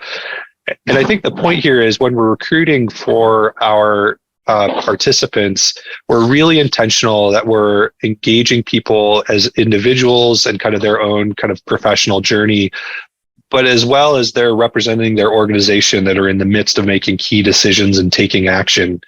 And so for us, when we think about like our initial, we started with a pilot project fellowship cohort, which was roughly 10 people. But they also represented 10 utilities across the Caribbean, and each of those are taking really bold and meaningful project action. And so if you take that broader lens of the representation of the organizations at play, the actions that they're taking, you can really quickly see kind of the compounding impact that these fellowships are having with people, these engagements are having with people. And I think this reconnects to the original premise. There's something here about kind of high investment in the short term in key people and leaders in order to drive that immediate action that then is snowballs into unlocking investment and ultimately job pipelines. I was mentioning one of our fellows is now a CEO of one of the utilities in the Caribbean. That's a really powerful kind of experience, but also his role now in terms of strategic decision making and investment. The last point here to make is in our work, there's a real urgency in terms of recognizing that utilities in particular, but also governments, in the next several years and today are making significant decisions and investments. And there's a kind of a fork in the road. You can be investing in a kind of a fossil heavy future or in a more renewable or distributed future. And we know time and again from research that the renewable or distributed future has significant compounding effects for job creation and growth. And so it's, for us, there's this topic called carbon lock-in. Are you investing in kind of a fossil infrastructure future or a renewable future? But for us, it's not a carbon lock-in question, it's a jobs lock-in question. And that's really driving kind of the urgency in working with leaders today that are making those decisions in order to then support the ability for us to actually have jobs at scale in the future. Thanks, Jason. I think we are at time. There's a couple questions that have come in to our organizers. I don't know if we want to move into the break, and Jason and I can field Ben's questions. Fine. We can go ahead, I think, and we're actually a little bit over here. So we'll go into the break, and I think we'll give you guys a full 9 minutes for the break. So we'll come back at 10:15. And Jason, we do have a few other questions. We can go ahead and probably I'll wrap those into the wrap-up panel that you're going to participate in too. So thank you to both of you, and we'll be back in about 9 minutes. Thank you, everyone. To also mention that we are going to offer a free registration to the Alaska Sustainable Energy Conference for a randomly selected individual who does complete our post-workshop surveys. So please take the time to go ahead and fill that out. It really helps us out.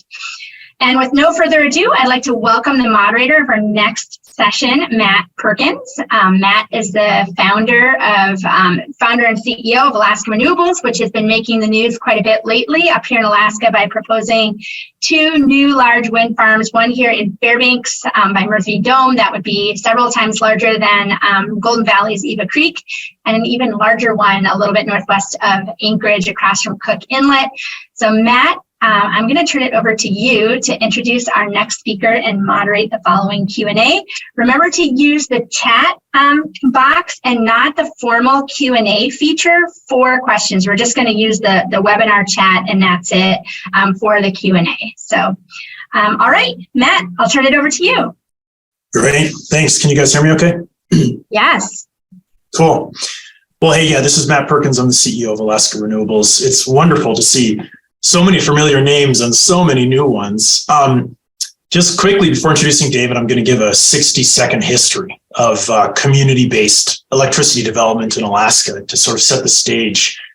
For a lot of you who are from out of state, you may not know that rural electric cooperatives are the electricity providers in Alaska. And these are community-based, democratically elected, nonprofit institutions. And in the early decades of building out electricity, this was community members literally building connections between each other in poles and wires for a shared resource, electricity, and everything that it brings to safety and quality of life.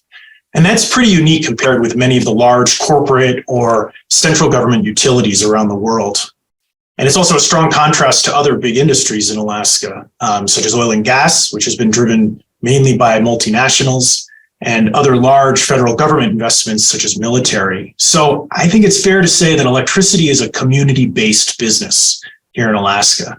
So that means that we have a high degree of choice around what kind of electricity we use and how our co-ops run. And that's important because conventional energy is very expensive in Alaska, as probably most of you know. It's a socioeconomic issue. And it's also an air quality issue, with the worst air quality in America in cities such as Fairbanks, where Alaska Renewables is based.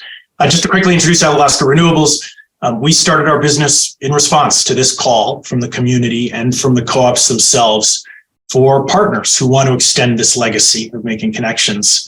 My co-founder, Andrew, served on his co-ops member advisory committee, and it's those values that lead us to prioritize local host communities in participating in the planning for new energy assets, especially Alaska natives and really all members of the broader community we serve. So I am really excited about today's speaker because this is exactly his topic. David Rudolph is a senior researcher in the Department of Wind and Energy Systems at the Technical University of Denmark. He's a human geographer broadly interested in the socio-spatial implications of the energy transition.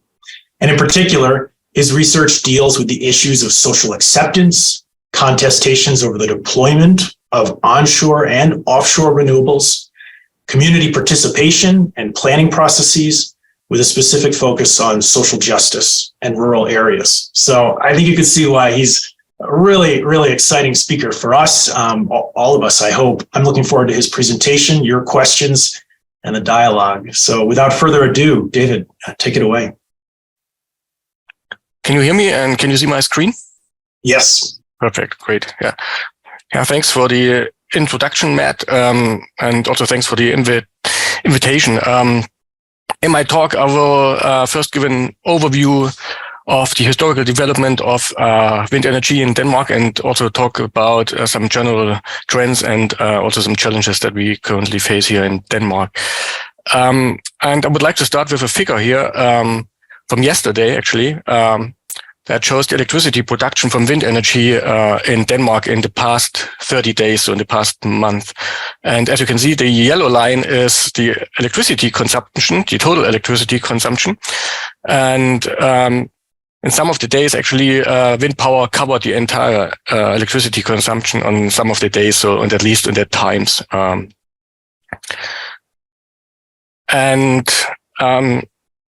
This is the current status of wind energy in Denmark.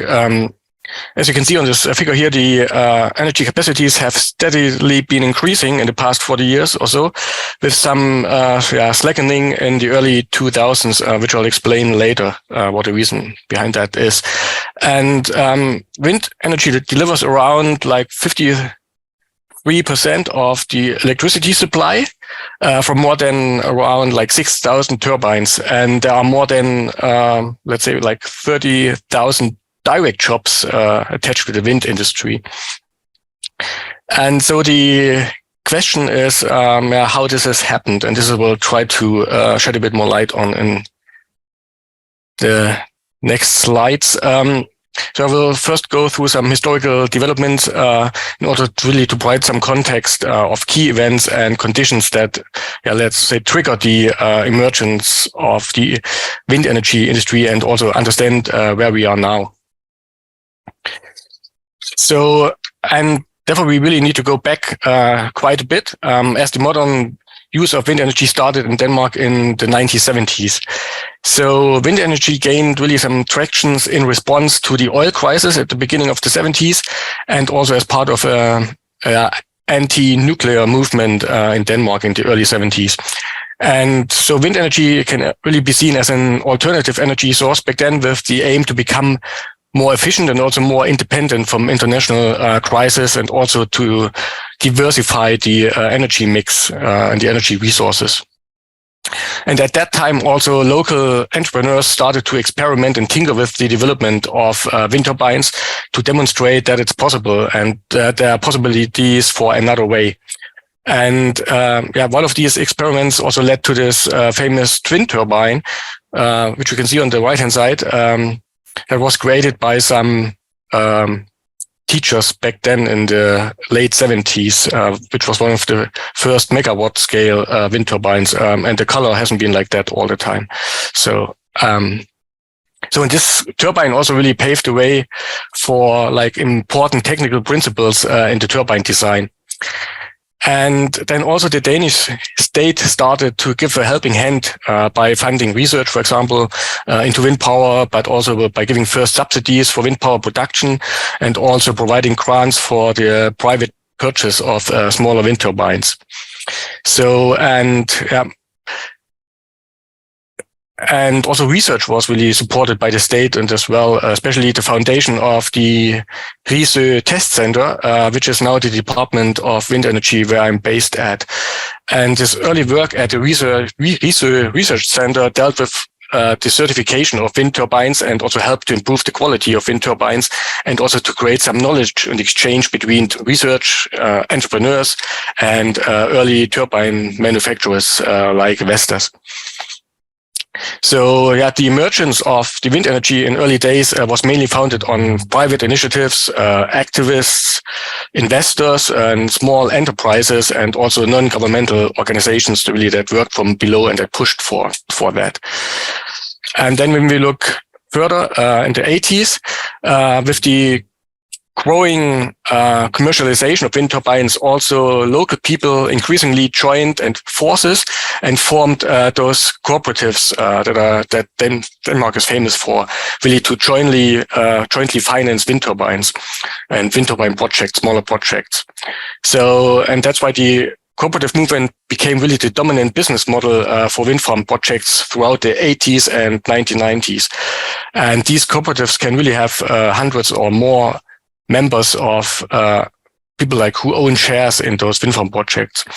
And then, but also a newly formed Turbine Owners Association, which is a lobby organization, urged the government for more support by providing like a stable remuneration system and creating grid connections through the utilities in Denmark. So in the 80s, there were really policies also targeting the support of wind energy. And another important element is really the local ownership requirements that mandated owners of wind turbines to live near or at least in the same municipality where the wind turbines are placed. And this was to avoid really that public funds didn't really support or shouldn't support speculative investors. And so fixed subsidies for the production of wind power were also replaced by that. So the subsidies for the production of wind power actually replaced the previous financial support for the purchase of wind turbines. So it was more focused on the supply side. And then also in the middle of the 80s, even a cross-party energy agreement ruled out the possibility of using nuclear power in the energy system in Denmark, which also provided more certainty for the development of renewable energy. And here's also one note, maybe I should say that the energy agreements as such, or climate agreements nowadays, are kind of an important policy tool in Denmark. Energy agreements are really long-term binding agreements across political parties that provide a basis for new legislations or new policies or acts later on, and also provide a stable and continuous strategy regardless of maybe the change of governments later on. So, and then later on, the 1990s were really characterized by a rapid growth in wind energy. And this is mainly because local ownership constraints or restrictions were gradually lifted, so that also non-regional, national or international players were able to enter the scene and develop wind farm projects in Denmark. And also, of course, energy politics were also increasingly shaped by climate politics, and of course, the need to expand renewables. And this then also led to a green political turn in energy politics, really prioritizing ideas of green growth and sustainable development in Denmark.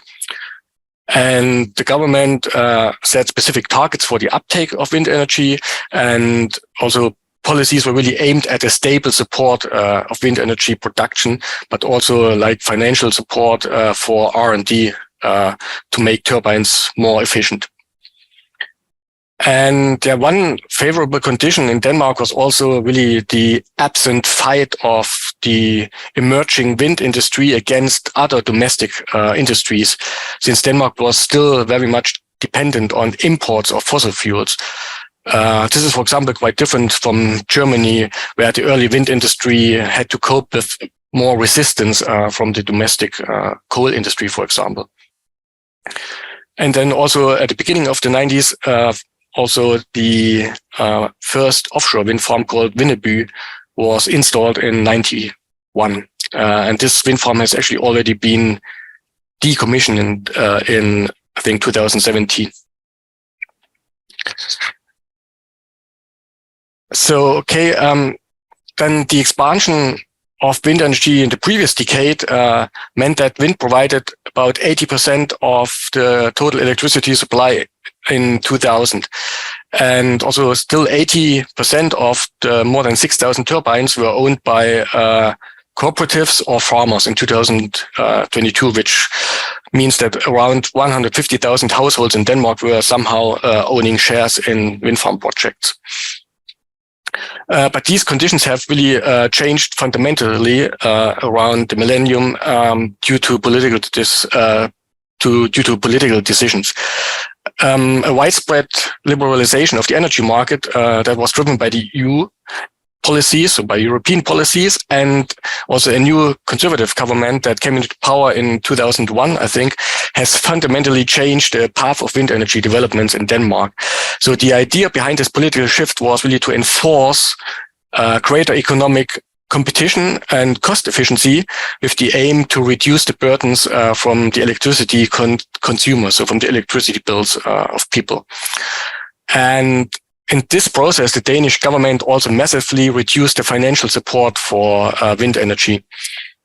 And the rationale behind that was that the flourishing, promising industry was no longer supposed to receive state support and should basically stand on its own feet. But what we've learned that this change came in too early.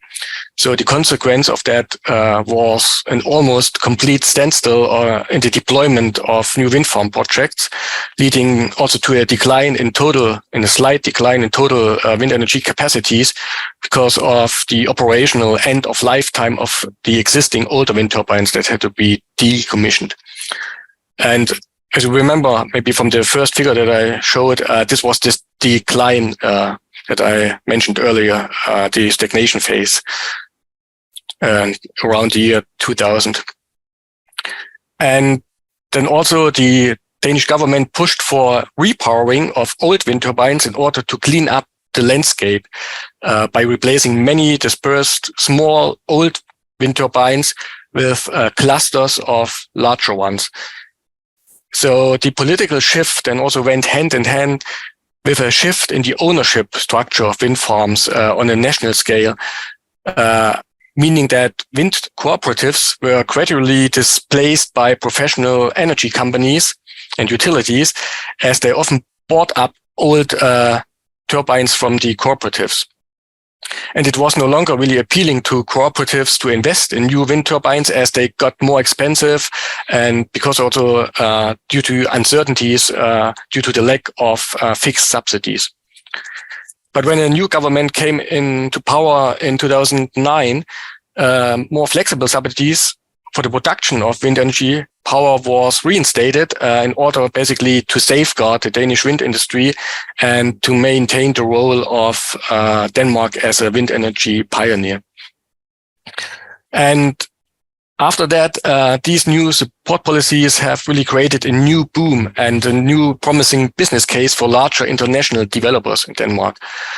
But those conditions have also made it difficult for new community-led or cooperative projects, giving the higher costs of more advanced and technologically complex wind turbines, but also the more flexible support schemes that provide less certainty about the future income for cooperatives. So although these new conditions really have helped to increase the deployment of large projects, they had also a downside. And that means that this more distant ownership of wind farms and the ever larger wind turbines and the detachment of wind farms from the local economy and from citizens has actually resulted in growing opposition to new wind farm projects, to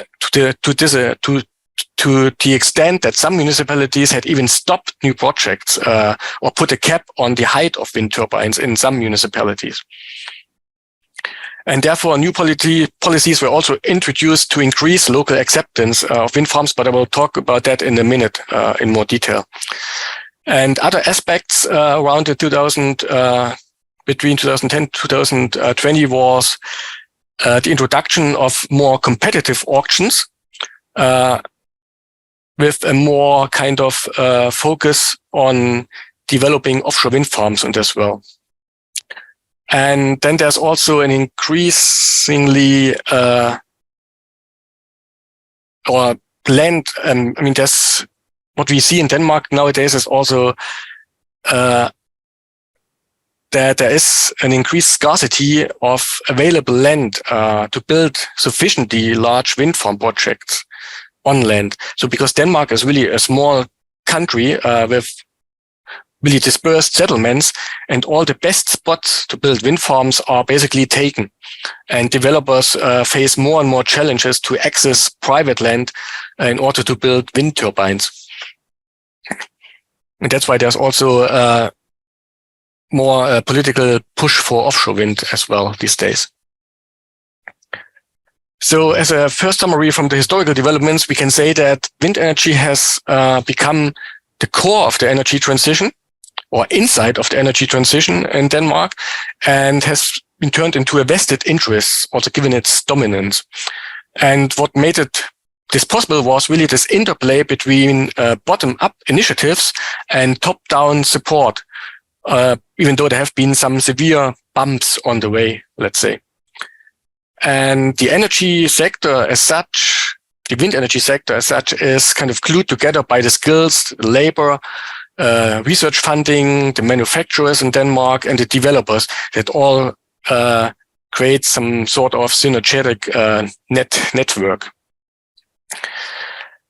So having talked about the history, I'll now briefly shed a bit more light on a few general trends that we have seen over time in the history of Danish wind power. So first of all, as I indicated, there has been a general shift in the support schemes for wind energy. I don't want to go into detail here and explain all the nuances that we can see in this table, but the policies for wind energy have really changed from fixed feed-in tariffs to an auction system with premiums to allocate subsidies for the production of wind power. While those feed-in tariffs or feed-in premiums serve to establish a stable and protected market for wind energy at the beginning, which has been really a success factor in the early days, they do not leave much control and predictability for the government over the spending of their subsidies when supporting all projects that are in the pipeline. Of course, as the amount that they would need to spend, that the government would need to spend, is determined by the volume of production. And on the other hand, those market-based instruments like tenders and auctions provide more control or full control over the installed capacities and the volume of subsidies, as they are given to the most efficient projects, of course. And this means that those projects that offer the biggest capacities with the least support needed are supported. And also, while auction tenders provide larger predictability for the state over its spending, they create more uncertainty for developers as they do not know whether they are successful in the competitive bidding or not. But nowadays, there is really a trend towards premiums that are good balance between providing certainty for both the developers and the government. And those premiums are granted through competitive procurement systems, so tenders. But also this shift in the support system has also affected the ownership structure in Denmark over time. So I'll say a few words about that. It's actually quite difficult to find latest numbers of the ownership models, but it seems to be quite diverse for onshore wind. So one thing that can be said for sure is that the cooperative model has been declining, and there have hardly been any new cooperative projects developed in the past years. And as you can see from this figure here, which compares the community-led or cooperative projects in Denmark, the UK, Germany, and Austria, the number of energy cooperatives has been steadily declining since 2000 in Denmark. So this is the DNK line. And it's now really dominated by private and commercial developers, but there are also new investors like pension funds or companies, individual farmers or big estate owners, and other consortia that develop wind farms. And one particular issue is also that wind farms are often sold once they have been constructed, or once the licenses or permits have actually been acquired. So since once planning and approval is in place. But then also older projects are sold on and bought and then repowered by new investors. And also some developers like Vattenfall, this Swedish semi-state-owned company, has also refrained from onshore wind farms in Denmark as it has become too challenging for them. And also the introduction of the price-based auction has really affected the ownership landscape and also favored more larger commercial players who can handle uncertainty and high upfront costs more easily.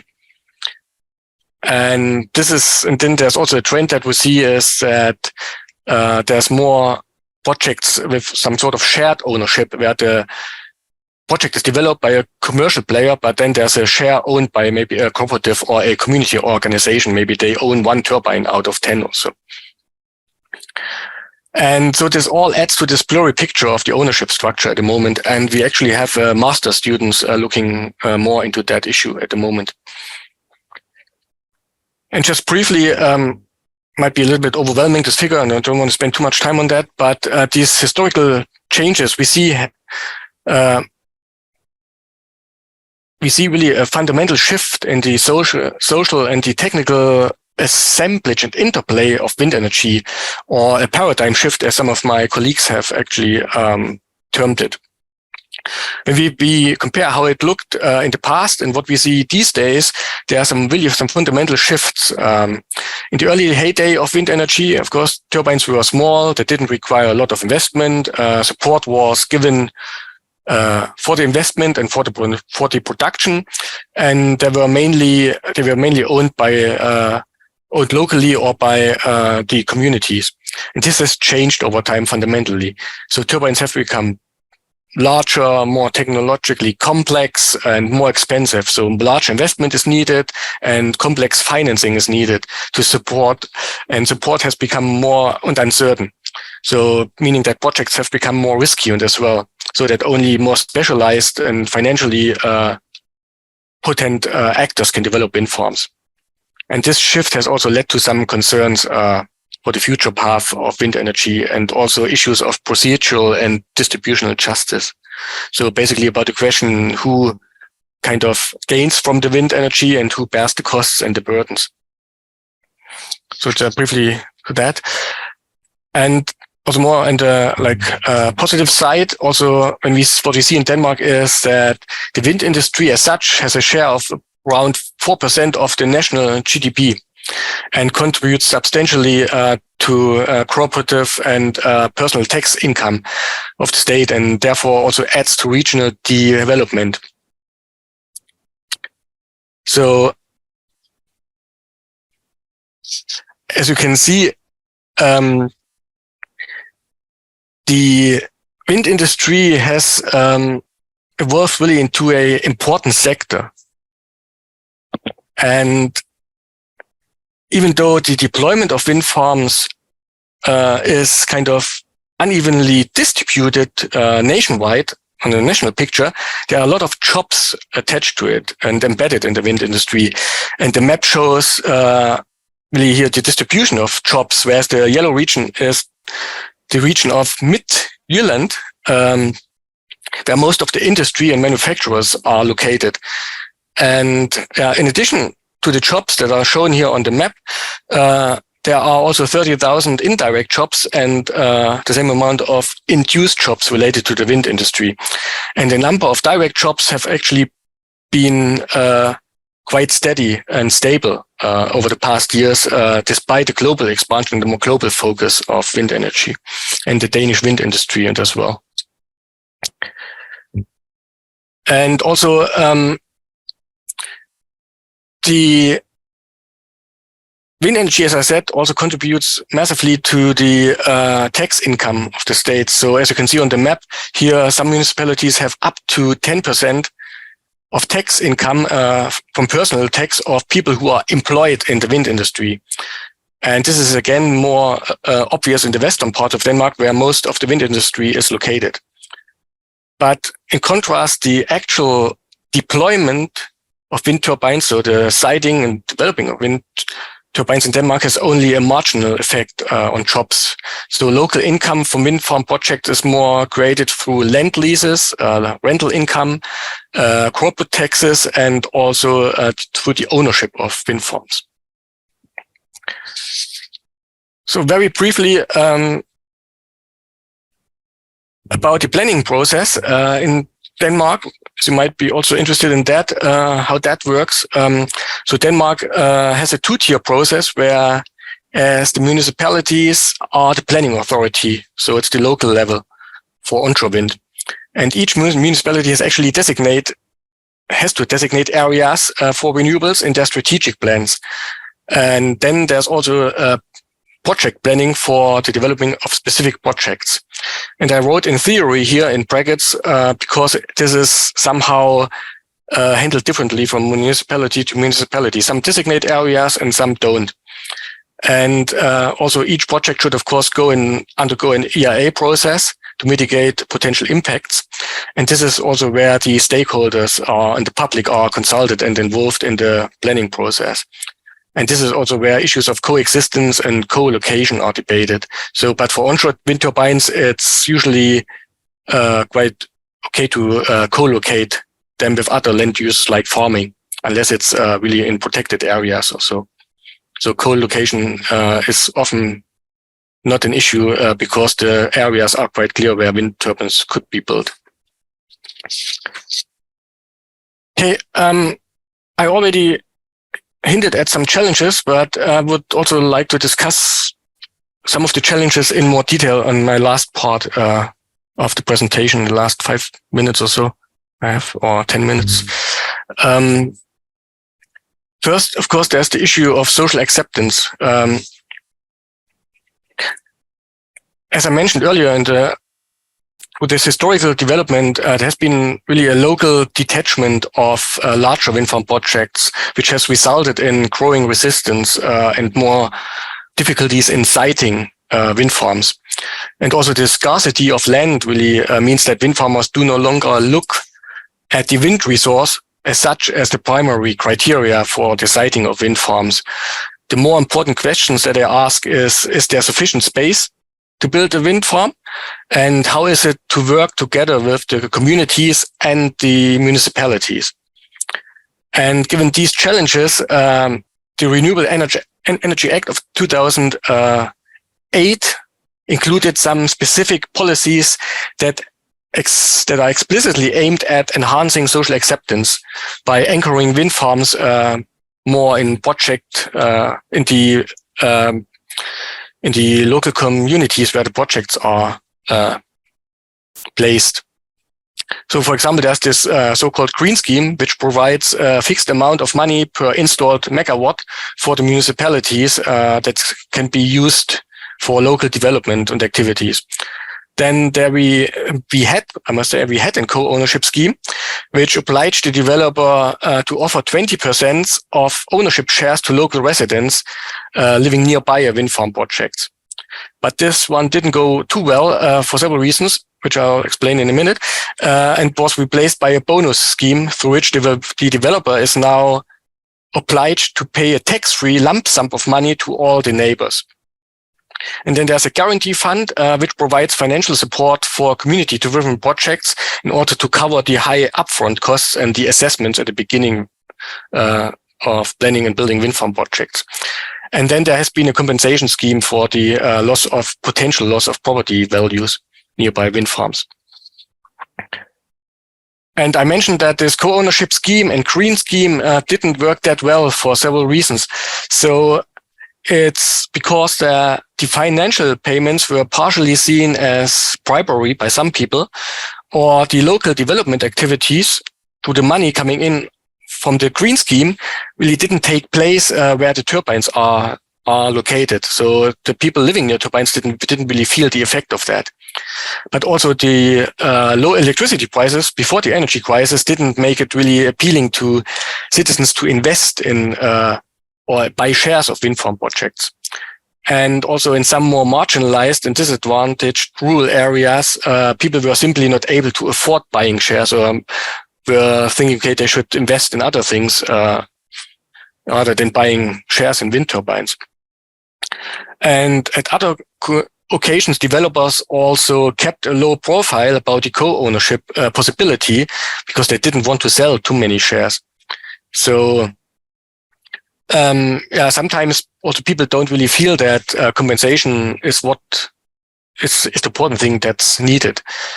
And then, as I said, there's the issue of getting access to the land, which requires developers to negotiate with landowners in a clandestine way early on in the process, which keeps the wider community in the dark for a long, long time. So, and then they also might wonder what's going on, why I'm not involved in that. So, and that creates rumors. So, and then they might think, okay, now I'm presented with a fixed project and now I don't have any voice. So this is also a difficult thing at the moment. So there are a lot of challenges when it comes to local acceptance and the involvement of citizens these days. But despite these challenges, Denmark at the moment is looking into repowering. Of course, given the energy crisis at the moment, there's the goal to quadruple the onshore wind capacities by 2030. So that means a lot of repowering again, especially since the turbine fleet is quite old. So more than 1/3 of wind turbines in Denmark are older than 20 years. And but there also need to be new rules and regulation in order to open up more space for wind farms on land. And then Denmark is also looking into power to X solutions at the moment and has tenders for that, and they might be combined with wind energy tenders and as well. So just briefly about that. Yep. Yeah, just so you know, we have about 10 minutes for Q&A. Okay, from here. good. Yeah. Actually, I mean, I can say something about offshore wind later on if there's interest in it. But this is my last slide here, just to sum up, just in a minute. So some general learning points. So first of all, it's really important what we've seen. In order to make things work, the government needs to work together with businesses and should provide stable conditions and long-term certainty for planning. And then also demonstration projects can help to gain experience. And of course, we've seen that the advancement of wind energy and the commercialization of wind energy has led to some challenges and as well. And wind farms are not really out of sight, out of mind, even if you go offshore. So that's why it's not necessary. That's not possible to really to move turbines away from people to avoid conflicts. It's more important to attach people to wind farms and create tangible benefits instead of moving them away. So it's really important to find ways how wind farms can actually support the local and regional needs and as well. So those were my last words. Sorry for going over time a little bit, but yeah, and running through some elements. Thanks, David. Well, cool. Well, I have some questions that came in from the chat and also some other ones that occurred to me. So if folks have more, please throw them in the chat and I'll try to incorporate them. I guess, kind of inspired by Frank's, earlier presentation on France and sort of no coal, no gas, no option. It seems to me that Denmark, had not too many other options. And so there's a couple questions in there. First of all, how are public perceptions of all of the different technologies? Can you compare and contrast the different options? Do people perceive options, or is it more, well, we need to put wind is our only option. I just maybe don't want it here unless I'm involved really early in the process. And if I'm involved, then I'll be, pretty excited about it, either because of the financial or sense of civic engagement or whatever. So kind of curious about the broader energy options through this whole thing. Yeah. So I think also, the perception has also changed maybe in the past year, given the energy crisis and the war in the Ukraine, that we need to become more independent from gas and oil and so on. So I think this has changed a lot as well. So people are more positive towards the energy transition, and it's really high up on the agenda and in the public discourse and as well. So that's why wind energy has a lot of backing in society, but the local issues are still are there. So, and I'm really wondering what's happening when really the government pushes for this kind of increasing the capacities by 4 times in the next 7 years. So there are a lot of challenges to deal with. But when it comes to the perception, I also feel that, I mean, even though Denmark has ruled out nuclear power early on, there's also a couple of younger folks born in the 90s or so who haven't been experiencing that, that they are also thinking that nuclear power could be an option as well. But the government is not really going that path because they see they would need to heavily subsidize that as well. And so that's why they're pushed more for huge offshore wind farm projects. I guess the other question related to the comparison of the technologies, and this came from a couple people, is grid operation and load balancing. Can you speak to how the grid is operated? Is it one central operator? Is it a government administrated thing?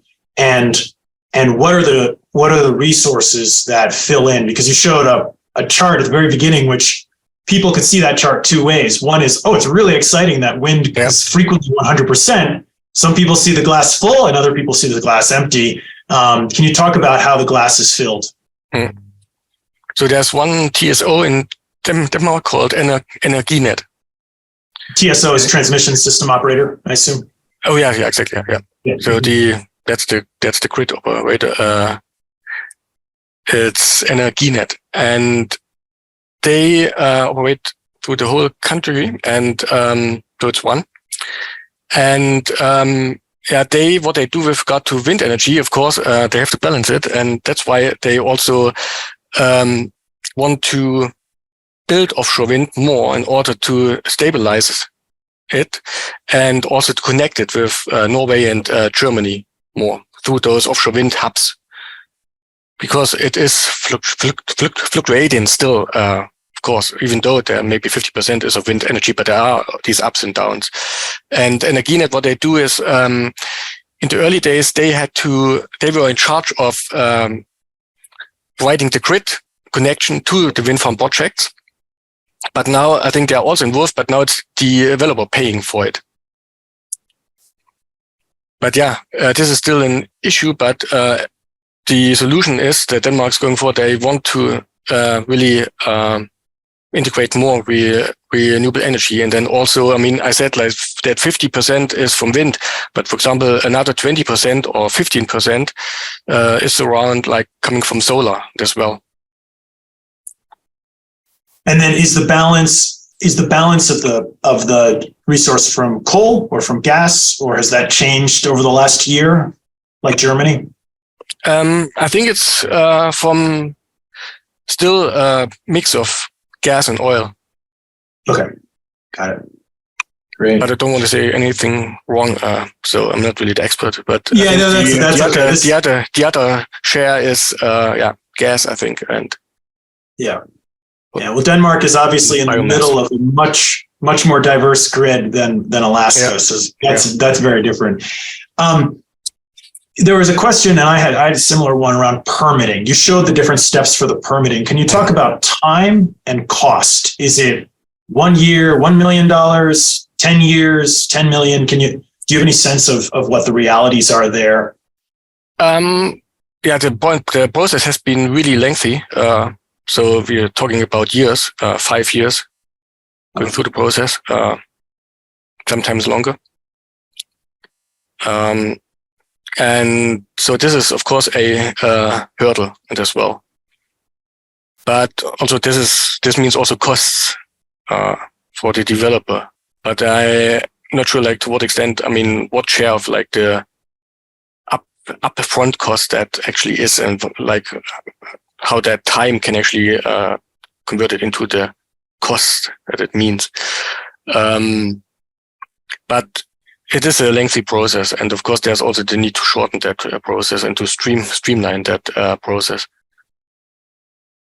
Yeah, it's interesting. In the United States, this is a big area where wind has been easier and therefore more investable than other technologies. Because, say, in the lower 48, once a state or a municipality is comfortable with wind and has done 1 or 2 projects, then the process is established, and the permitting time for it is about 1 year. which, Yeah, exactly. as we, in this whole session, we talk about all the energy options and all their pros and cons.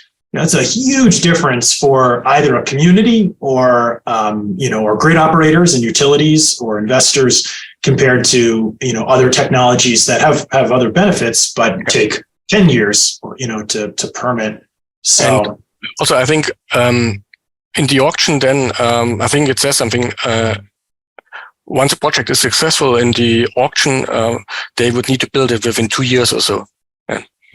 But also meaning that all the planning approval, and all the licenses and permits are in place. Yeah, that could be stressful if you didn't think you were going to win the auction and then you do. Couple other questions. You talked about how it's become more risky and therefore communities haven't been as interested in investing, and that's maybe a contrast with the US or other markets where wind is a pretty low risk investment, and that's why pension funds and sort of more low risk, not hedge funds, are the investors in wind projects in North America. Can you talk about where this risk has come from? Is it mainly the fact that the revenue is no longer contracted under a feed-in tariff and that it's a merchant exposure, so you don't know what you're going to get from a revenue perspective, or why is it more risky? And we're seeing some of those dynamics in the US for sure, but I'd be curious about why it's become more risky. First of all, I think the previous legislation said, how a cooperative works is that they are not supposed to do something with debt finance or only to a limited extent. So, and that's why, it takes a lot of people in a cooperative to build a very expensive wind turbine to cover the costs if they can't go through debt finance.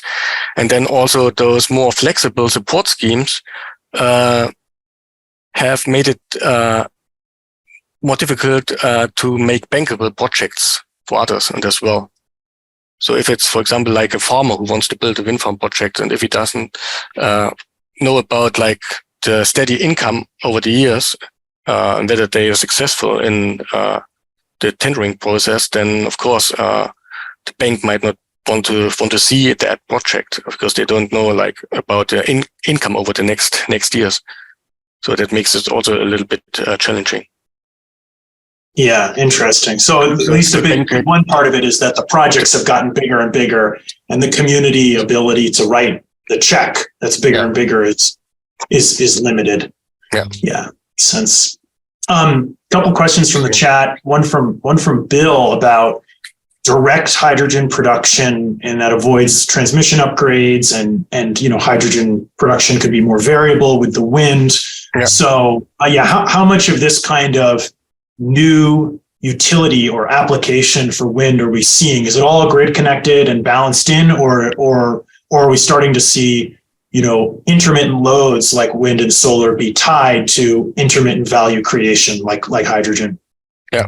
So there are, we are just doing at the beginning of that, as far as I know, is that there are some projects doing, going more the hybrid way by combining maybe solar and wind, so on. And also when it comes to hydrogen, there are a few projects only. And some of them are only demonstrator projects.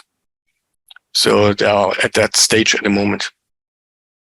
Yeah. So, well, the demand for hydrogen in Europe is very high right now, given the natural gas geopolitics. So I hope those move forward from demonstrations quickly as possible. Yeah. And then David had a question. Yeah. Go ahead. Yeah. No, I just want to say, and at least this is really high up in the agenda, or has been high up in the agenda since the new government came in place last year. Yeah, obviously. Good luck. It's very important.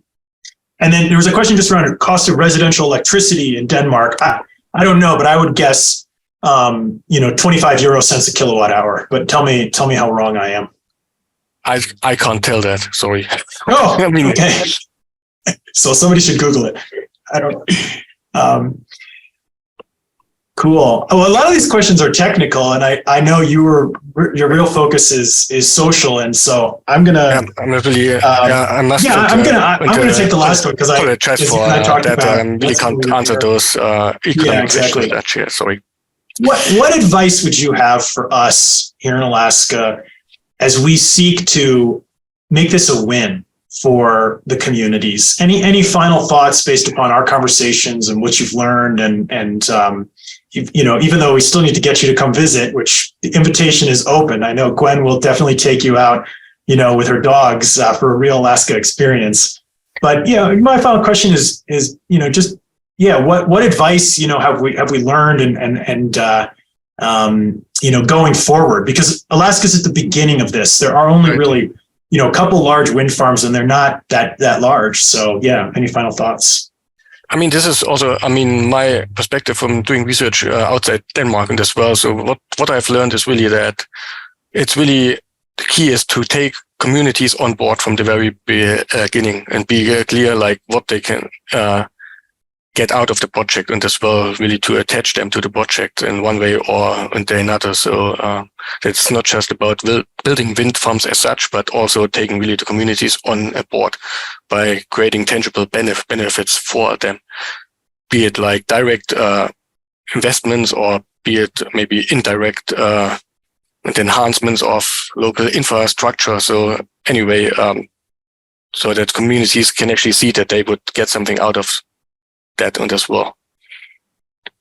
And that should be early on in the process and also continuing during the process and after the wind farm has been installed and as well.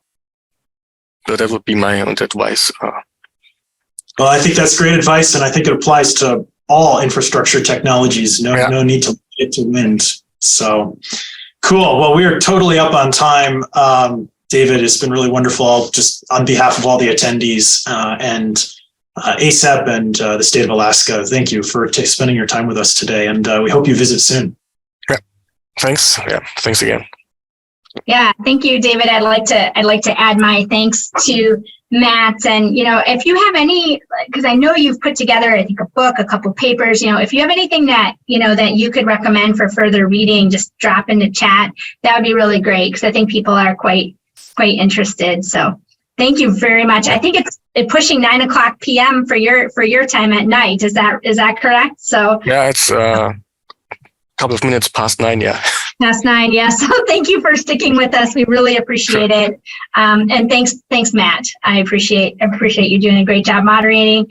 So we're going to go ahead and just jump straight into this last sort of synthesis panel. I really thought it was important to kind of pull together a few people, most of whom are familiar faces, to really think about these kinds of lessons learned and what this can mean for Alaska. And so joining me here, I'm going to just have everyone introduce themselves really quickly. Again, we've got two folks that are new speakers or moderators or presenters here, and then two that we've had with us. Kathy was here with us yesterday and Jason today. So let's just do a quick round of introductions. Kathy, you're the first one there, so I'm going to start with you. Sure, thanks, Gwen. So my name is Kathy Adewujo. I direct the Case Energy Policy Institute that's based at Boise State in Idaho. I'm also a faculty member with the university, and I teach sustainable energy, innovation, systems, and policy. Thanks. Thank you. Isaac. Hi, everyone. My name is Isaac Vandenberg, and I'm the CEO at Launch Alaska and the founding board member of Earthshot Ventures. So good to be here. Thanks, Isaac. Jason, can you reintroduce yourself? Yeah, hello everyone. Jason Meyer, principal with Rocky Mountain Institute's Energy Transition Academy, and before that with Gwen's team at the Alaska Center for Energy and Power. And Matt, we're saving you for last. If you can go ahead and introduce yourself and just even introduce the Arctic Energy Office for a moment here, that would be really fantastic, because they've been a major partner of a lot of the work that we're doing up here in Alaska. Perfect. Yeah. Thanks, Gwen. First, thanks, Gwen. Thanks, UAF. Thanks, ASAP. Thanks to the state of Alaska for having this event and for building up to ASEC. I'm really looking forward to seeing everybody in person in ASEC. I did my PhD in physics up in Alaska at UAF a few years ago, right, Gwen? And I've always stayed interested in Alaska. So I've had the opportunity over the last 2 years or so work with the Department of Energy, the Federal Department of Energy, and help stand up the Arctic Energy Office. We just recently got a new permanent director on board, Dr. Erin Whitney. Really exciting. She's sorry that she couldn't be here today, but you'll have to put up with me for a little bit longer. But what I wanted to share with everybody by way of introducing the Arctic Energy Office, if you're not familiar with it, this is our second incarnation. Probably about 15 years ago, the Arctic Energy Office was in existence, and it was really focused around fossil energy. And it sort of dwindled and went dormant, and then with a lot of help from the university, AEO stood back up about 2.5 years ago. And it really is a broader mission to look across the whole department. And so as I listened over the last 2 days, I kept thinking, yep, AEO can help here. AEO can help here. Oh, AEO can listen and learn here. There's a lot of expertise in Alaska. But what I wanted to do is just briefly run through, the Arctic Energy Office and some of our priorities and the department's priorities and Dr. Erin Whitney's priorities coming in is really deployment. Facilitating deployment of the energy transition is the number one goal. But as we look across, all the federal funding for bill investment, and I'll talk about that a little bit later, deployment is the focus, but the AEO and the department can really facilitate technical assistance where it's needed. If there's gaps in the capabilities across the state, technical assistance is something we do a lot of.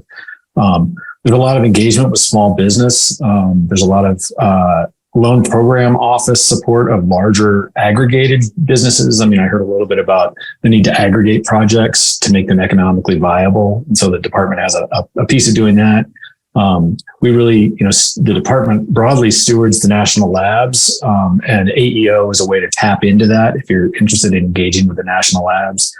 A lot of what the department has been doing in Alaska is through Indian Energy and working through AFN, the native corporations, the tribal governments within the state.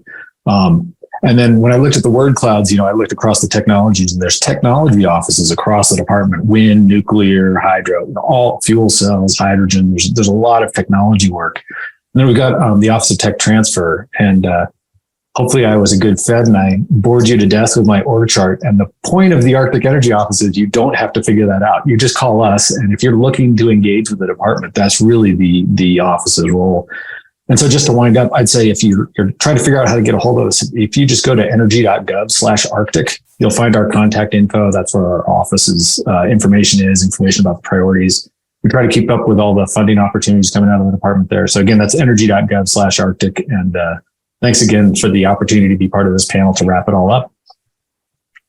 All right. Thanks a lot, Matt. So what I'm hoping to do with this panel is I also want to engage everybody that's also in the audience here. So in addition to Q&A, I'm going to ask actually right now each of the panelists to kind of give us like what was your big takeaway or sort of gee whiz bit of information that you heard that you think is sort of relevant for Alaska, or that Alaska should sort of be paying attention to in terms of lessons learned or trends or something like that. So I'm just going to go around and ask everybody that, but I actually would love it if folks in the audience could also just drop in their observations too. I'd be really interested to hear that.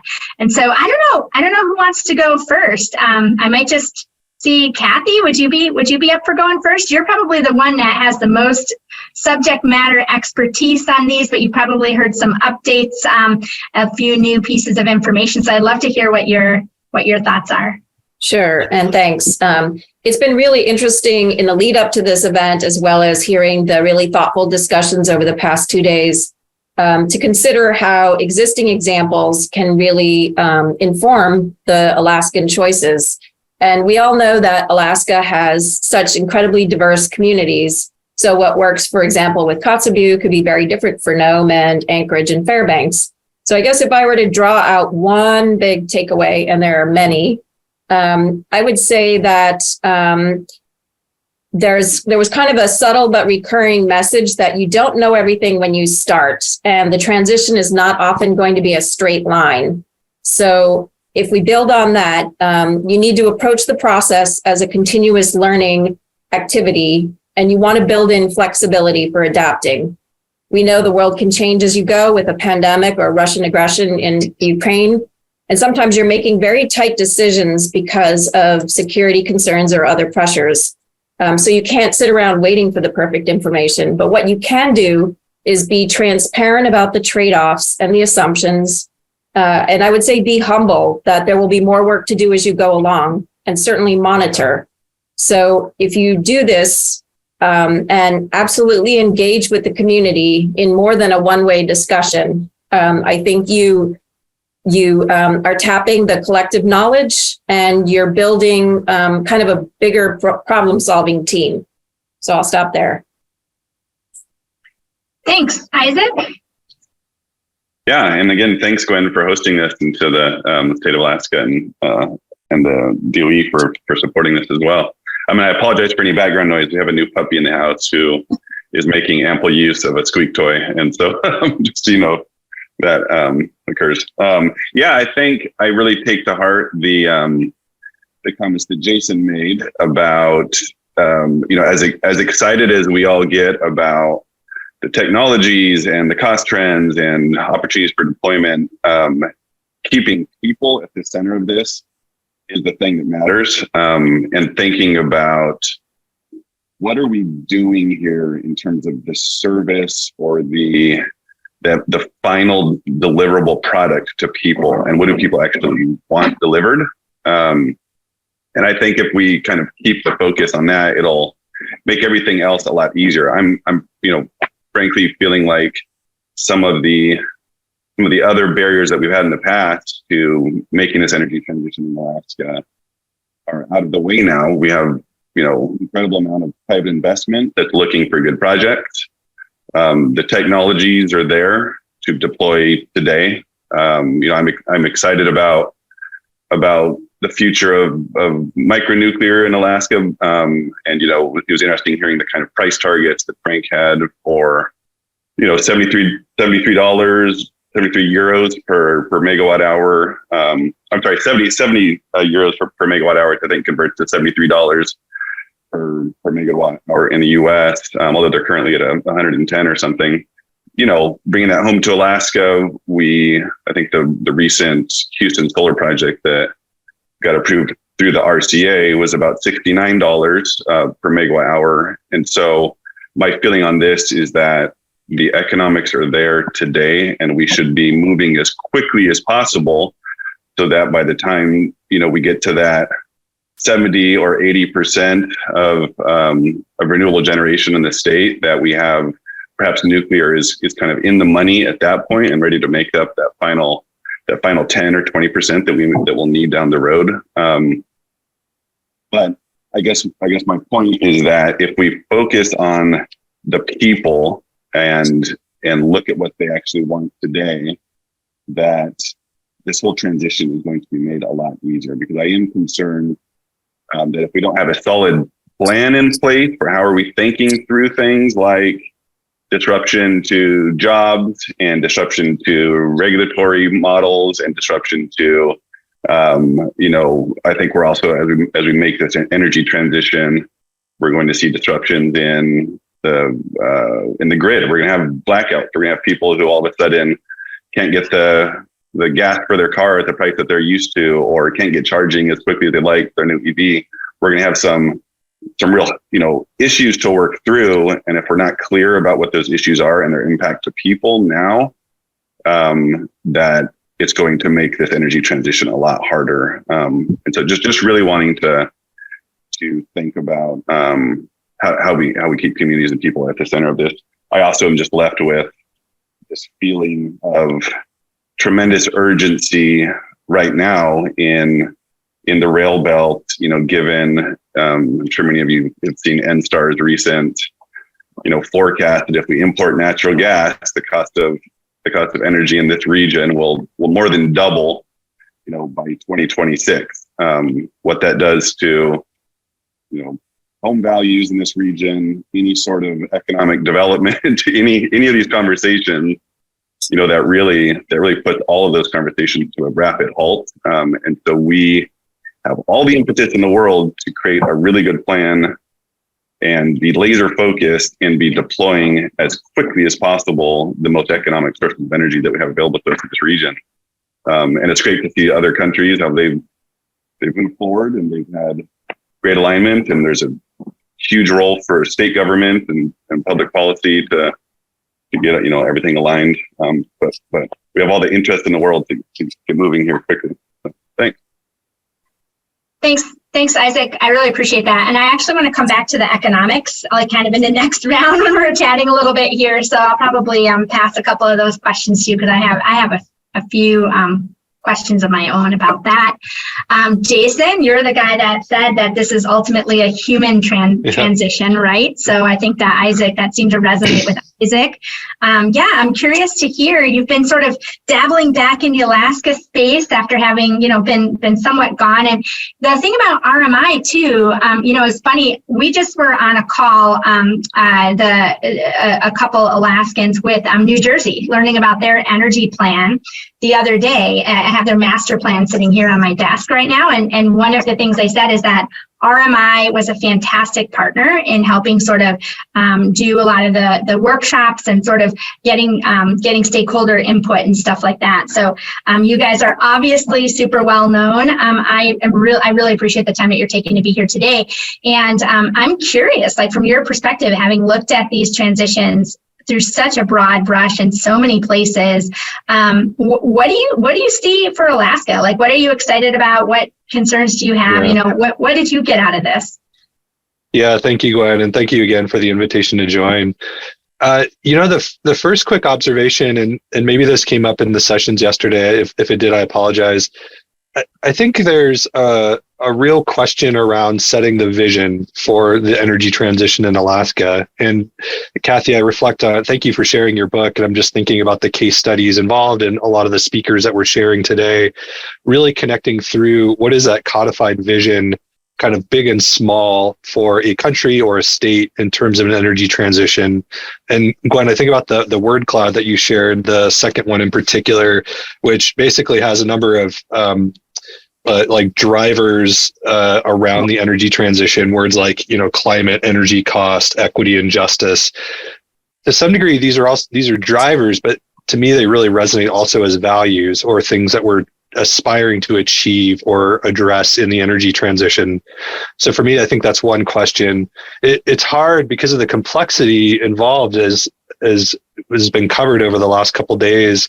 Without that clear codifying vision, where are we going? What are we doing? Kind of the piecemeal approach that at the end of the day won't get us where we want to be. So that's just one quick thought. The second thought you raised is around this need for collaboration. So in our work, I think there's a recognition that because energy transition in particular is extremely complicated, there's no one person, entity, agency, organization that has all the knowledge, resources, power, or influence, right, to affect the transition that we need or want. And so there's this requirement for us to work together, often in ways that could be uncomfortable or challenging even to our own kind of personal or organizational assumptions or role. So thinking through how do we unlock that type of radical collaboration that we know is required, especially if we're trying to transition on timelines that I think even Kathy, you've addressed in your book, it's possible. And how do we do that together? The last quick observation I wanted to make, and this touches on one of the questions I wasn't able to address, but also speaks to Isaac, I think, Launch Alaska's role, Gwen, the university's role. The core skills around innovation and entrepreneurship, I think, are some of the most critical for setting up a state for success. And in my mind, I can't think of a better place that kind of inherently embodies both of those skills as Alaska does. And a lot of that's deeply grounded in very practical and independent ability. And so how, as a state, how do we continue to further support kind of this entrepreneurial spirit, both at kind of the individual but also community level, but then also think like, how are we also supporting kind of innovation and the skills and capacity that go into innovation, things like design thinking or other types of approaches that can support innovators in the state. So those are just three quick observations. And again, thank you guys for the time. Thanks. And we flashed up that word cloud again. I think one of the things that strikes me about that is that it is just super diverse, right? And that, like the one that probably wasn't on that list was coal, which is interesting because we have lots of coal in Alaska, right? But sometimes I wonder if the coal plant here at UAF might be the last coal plant ever built in the United States, right? So it's sort of that thing about, the Stone Age didn't end for lack of stones, right? So it's just kind of interesting. But Matt, what are your observations? Sure, Gwen. First, I observe it's really tough to go last after I was going to say 3, but you even stepped in there. 4 very eloquent people. So thanks for setting me up last. I have a few notes that I wanted to share. Several are, re-emphasizing what people already shared, but I think I did still have one that other people didn't catch. And this was actually the first point out of David's talk that he just gave, where he had a sheet of recommendations in it. Maybe my bias of where I sit, but he said that, it really is a government and business partnership to realize the energy transition. And I think looking at all the federal opportunities that are coming through Bill and IIJA and everything, it really is a federal, state, and private, effort that we really need to coordinate well. And that resonates with what some of the other folks on the panel already said. The other thing that I'd really foot stomp, I was going to say I didn't hear enough of it, but then Isaac mentioned it, and it was Jason who, right at the end of his presentation, really talked about the urgency, the need for really acting. I think there's so much to digest and learn from the last 2 days, but there's a real sense of urgency that needs to go along with that. We can't admire it. We can't, read millions of reports. We need to make sure we learn from the experiences of others. But I think, from my perspective, part of the urgency is the opportunity in all the federal spending. We're really trying as a federal government to get the money out from Bill. And so the state and the communities need to be organized to act on that, to catch it, to really engage. And I think, again, thanks to the governor's office for hosting ASEC and for putting this together. I think the state's doing a great job, but I wanted to foot stomp that urgency. The last two that I think, and we've already hit on the panel, but were really important to me was looking at the equity and justice issues that need to go along with the transition. And then also, I was really happy to hear throughout the last 2 days, all the economic aspects of it. I think the economic drivers that led to previous energy transitions, I think in some ways the economics or the oil crisis was the catalyst for a lot. And it's interesting now, the catalyst is really the climate. That's what we saw in the word cloud. And it's the federal investments. So the economics and the drivers are a little different, but the economics is still what's going to be critical to get it right. One of the talks today, I heard about, helicoptering in and, putting a lot of investment in, and then it sort of doesn't have enduring impact. And so I think the economic aspects are really important as we think about the energy transitions. And so I was excited to hear about that throughout the conversations. That's everything. Thanks. Yeah. So I do want to kind of go back to the economics a little bit, and I have seen a couple of questions in the chat, so I'm going to get to those here in a minute. But I have a couple of different questions. There's been a lot of discussion here in Alaska too about low cost energy versus energy reliability. What are really like the most important things? It does seem like a lot of these energy transitions that we've heard about, not all of them, but most of them have really been about energy security, or concern about energy security that sort of kicked off that transition, right? In a lot of ways, but then there's also a lot of talk about we need cheaper power, right? Like that Alaska is vulnerable, especially for our more higher cost areas, right? And it was interesting because David, I think he's still here with us, but my joke is always if somebody doesn't know what their cost of power is, then it's not expensive, right? And so I just recently had this opportunity to go over to Norway, and I learned a lot of interesting things about their power system, including the fact that the north and the south of Norway aren't that closely intertied, and they've got like 5 different zones with different price structure, and it's actually become quite variable because the southern part of Norway is sort of tied into, electrically connected with the rest of Europe, where prices have been escalating because of the situation in Ukraine. Whereas northern Norway, there's less ability to wheel power north and south. So they actually have incredibly inexpensive powers, which is what I think about as cheap hydropower power in Norway, right? And it's caused like some interesting things. So like Southern Norway, that's connected to these global markets and more affected by those global markets, is experiencing quite high costs, like 30 some cents a kilowatt hour equivalent of electric power, which is, challenging, especially when you're using electric power for heating and stuff like that. Northern Norway is still very, very cheap, like 5-7 cents for electric power. They're starting to run into supply issues. And this is interesting, right? So because it's inexpensive, small businesses want to relocate there, or industries want to relocate there, and they don't have enough power. And so they're now just really recognizing that they've got this supply challenge in Northern Norway, where they're not able to interconnect new businesses that want over a megawatt of electric power. They just can't do it. They don't have enough power. And so, like there's a sort of this interesting thing, and one of the colleagues that we all know quite well, Clay Copeland, he and I were talking a little bit about this cost of power versus reliability of power, and like his thinking on that is really, cost sometimes can be a little bit of a red herring. I'm not saying where it's very expensive in rural Alaska that is a really crippling factor, but in other places, industry really needs reliable power more than super cheap power, and maybe with cheap power you can lure like an aluminum smelter,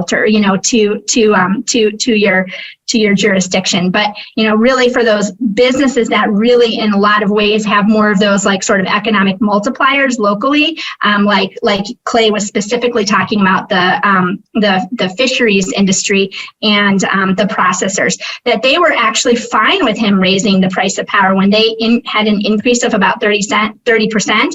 They were like, you guys provide us with reliable power. We understand there's some escalating costs. We're happy to pay it because we have reliable power. And that's actually more important to us than having like absolutely the cheapest power.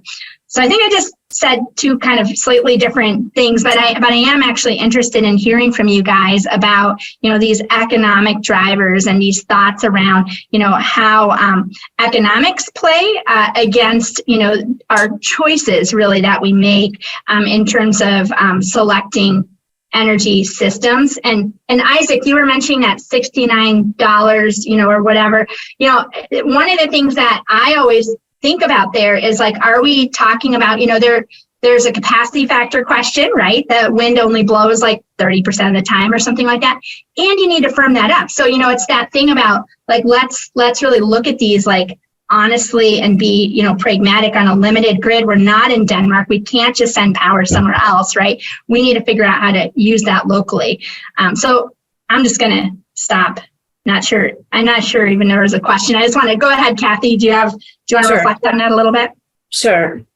So clearly economics matters in all these conversations, but it would be helpful to qualify, for example, for the three countries that we looked at, only Iceland for geothermal energy was competitively available in the 1970s before the oil crisis.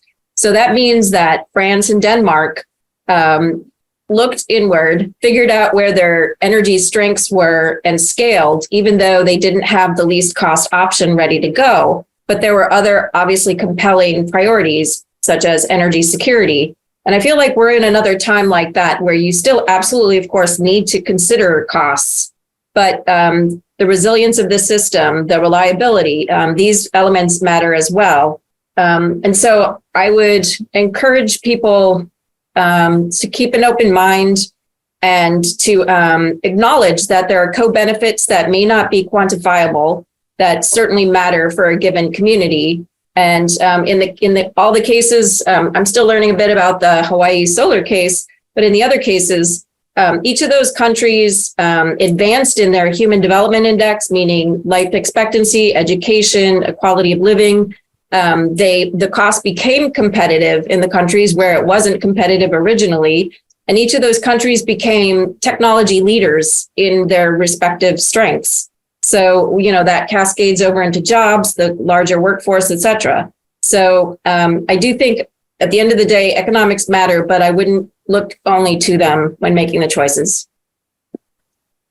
Yeah, I agree. And I think it's also interesting to think about the devil's in the details in terms of a project. If you're doing a project on a base with DoD or a project at a mine, the price can oftentimes not be the primary driver. And I think if we're thinking about a regional energy transition, converting the entire, let's just say rail belt, because that seems to be one that's easy to wrap our minds around. And this topic came up earlier about kind of public-private partnerships, or how do we get those public dollars to stretch even further by attracting the private sector into these projects? It really comes down to, fractions of a penny if we want to attract private investment. If we don't want this to be all government funded, we want it to be, tapping into those infrastructure fund or those great tax equity debt providers out there. They're looking for good projects. And so I agree with you. We really need to think about, like, what is the project? Who is the off taker? What do they care about? Is it price? No, sometimes it's not, depending on the customer. But think about this region, like, Nolan Cloud over at CED has done some really great work on the I guess causation, definitely correlation, but also like the causation of energy price to economic development opportunities in a region. And it really is like, step one is get your price under control. And step two is think about all other industries because it's really hard to do stuff if you're energy in a region as a whole. Yeah, agreeing with what you all are saying. And Isaac, if you can get a little closer to your mic, we heard you, but you're cutting out just a little bit, just so you know. And you were not earlier, so yeah, I think something's going on there. Jason, Matt. Yeah, go ahead, Jason. No, please, Matt, go ahead. I was going to just pick up on what Isaac said about the devil's in the details. And I think the economics is really critical to consider and to think about how we make sure it's a sustainable solution. But I think it's not just the economics of the specific technology. It's really looking more holistically at the community economics. I'm sort of thinking about Kotzebue and looking at the wind versus the solar and how those have workforce impacts out in Kotzebue. And so I think, your discussion, Jason, is probably more insightful than mine, but the workforce, the broader impacts, and looking at how energy systems go along with subsistence economies and that broader thing I think is really key. Yeah, I think echoing Matt, Isaac, Kathy here, in terms of, I think this reconnects with the vision that you're setting for the energy transition, and therefore, what are you optimizing for?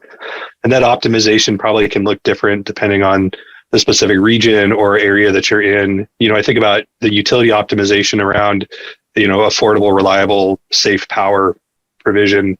I think about like the Rural Electrification Act in the 30s, right? And the prioritization or the optimization around not affordable power necessarily, but just fundamentally like energy access. The word cloud around resilience, as an example, or locally available power might indicate something else in your optimization and not just straight costs. It is a critical factor, obviously, but it's interesting now how, as we think about going forward and the systems and the solutions we're providing, it seems to me that like the optimization space is expanded and it looks significantly different than it did, 50 years ago, even 100 years ago. So anyway, yeah, just echoing what everyone said here. So I'm just going to read out a couple of these takeaways here, just so we can get the audience engaged. So Bob says that, and I like this, each successful country focused on its strengths, had government and utility support, and had a plan to achieve that vision. And then Mark Masteller said that aggressive clean energy vision or goal, and the goal listed first, he makes this point, for France was a demand reduction goal. So that's a really good point, right? I'll go back up to another question that we had from Bill Lady. He's been super engaged here, so thank you, Bill, for doing that. He does ask a question here specifically about hot, dry rock for geothermal. So just kind of more ubiquitously available geothermal energy. That would be, one of these sort of game-changing technologies that could really make a difference if you could access geothermal heat affordably from a much larger sort of footprint on the Earth. That would be a real game-changing technology. Things like nuclear fusion, right, versus fission, that would be a game changer too, right? But I'm kind of curious. I really liked what Kathy said about really building in flexibility for unknowns, as much as you can. You kind of can start down a path, but there's going to be things that happen. Are there any like real game changer technologies that you guys see that would really make a difference in the ability of many countries to like transform more quickly to sort of, especially, maybe variable renewables or something like that? You can think about storage, things like that. But anybody have any thoughts on that? Like what do you think about at night? So. Well, I think, Glenn, one area that I'd highlight is storage. I mean, I think fusion, obviously, you mentioned that would be a huge game changer. But I think developments in batteries, non-lithium ion, I mean, that's sort of an ad for an upcoming ASEC. But I think long duration storage is probably one of the big game changers to think about. Yeah, and just to add on to that, Matt, so clearly we're still working to get the cost down on that long duration storage, but if we can, it utterly changes the playing field, certainly for the variable energy and possibly for some of the other as well. I was going to say the same thing, energy storage, yeah. Okay. So just echoing Kathy and Matt. Yeah. This is a great segue for your workshop, Gwen. That's right. Well, right. And so, yeah, that workshop at the very beginning of April will be on long duration energy storage. Right, is that April? Maybe that's May. It's May. Time is going so fast, I can't keep track of it. But that is actually one thing that we're super interested in, is like that question around different types of alternative, storage solutions and stuff like that, and what that could kind of mean in the Alaska market or more broadly. So, yeah. I guess one other question I have for you guys, it feels like some of these energy transitions have kind of grown up a bit organically, maybe not that many of them, but I'll use solar in Hawaii.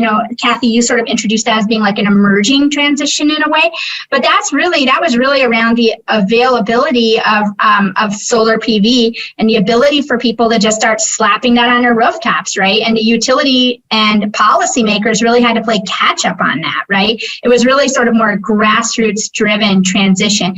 And actually, I sort of feel like in Alaska, where we have made real inroads, a lot of that's been fairly grassroots too. Even the policies that we have had here in Alaska that are supportive, like the Renewable Energy Fund, that's made a pretty big difference in especially many remote or rural communities around renewables. That was really a kind of a grassroots effort, really organized through Renewable Energy Alaska project, and not really some top-down vision, by the government or something like that. And so I'm sort of curious, whereas some of these other ones have been way more, even Iceland, right? It was sort of like a farmer that was like, hey, this can happen, we can do this. And then like government sort of catches up. So I'm kind of curious, one of the big conversations right now in Alaska is, do we need a renewable portfolio standard? Would a clean energy standard make sense? Do we need anything? Are the utilities willing or interested enough to kind of move in this direction without real like policy or market, drivers? And I guess maybe that's a little bit of a loaded question. I'm not really necessarily asking you guys to like, put your, pin your hat on one direction or another, but I am curious, like how much does policy really matter as like the top-down driver versus like sort of a bottom-up sort of societal change in direction, So any thoughts on that? I think you need both. And so you need to have enough adaptiveness in the system that allows the bottom-up entrepreneurship. And I don't think policy always has to be the top driver. I think where policy can play an incredibly pivotal role, though, is in the monitoring of what's going on and stepping in with, I'd like to call it steering or channeling, when one path is going maybe too far in a direction away from where the broader community needs are, or perhaps not quickly enough. But I do think Alaska is a perfect place to be having both sides from the top and the bottom working together. Maybe I can just add on to that. I totally agree. I think both are critical. But an example that actually Curtis Thayer mentioned at the beginning of the day yesterday. So rewind your mind back. He's the Alaska Energy Authority. He talked about the NEVI, the National Electric Vehicle Infrastructure Plans. And that is federal dollars that was unlocked by each state by developing their plan for implementation. And part of the requirement was public engagement in that. And so I don't know exactly how the Alaska NEVI plan came together, but I know there's sections that talk about how they did public outreach and public engagement. So there was grassroots information that fed into the policy at the state level that unlocked the dollars associated with the federal level. So I think that's a great example of, now we need to get it implemented and see where it goes. But I think that's a great example of where we need the grassroots and the policy at all levels to really line up and unlock the resources.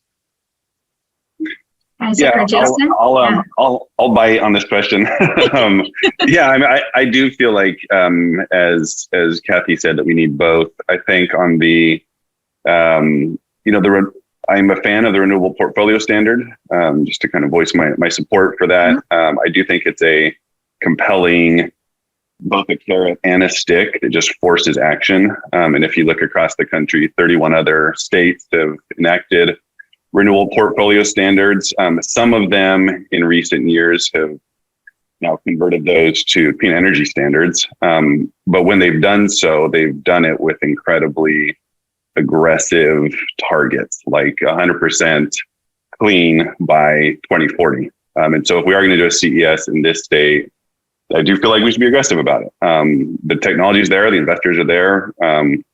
But I also think, like, more importantly than the specific policy is that we need an energy transition plan for the state that, I think we focus so much on new stuff we want to build, new projects we want to put in, but we also need to be thinking simultaneously about things that we are decommissioning, infrastructure that needs to transition or needs to no longer operate in 10, 20, or 30 years.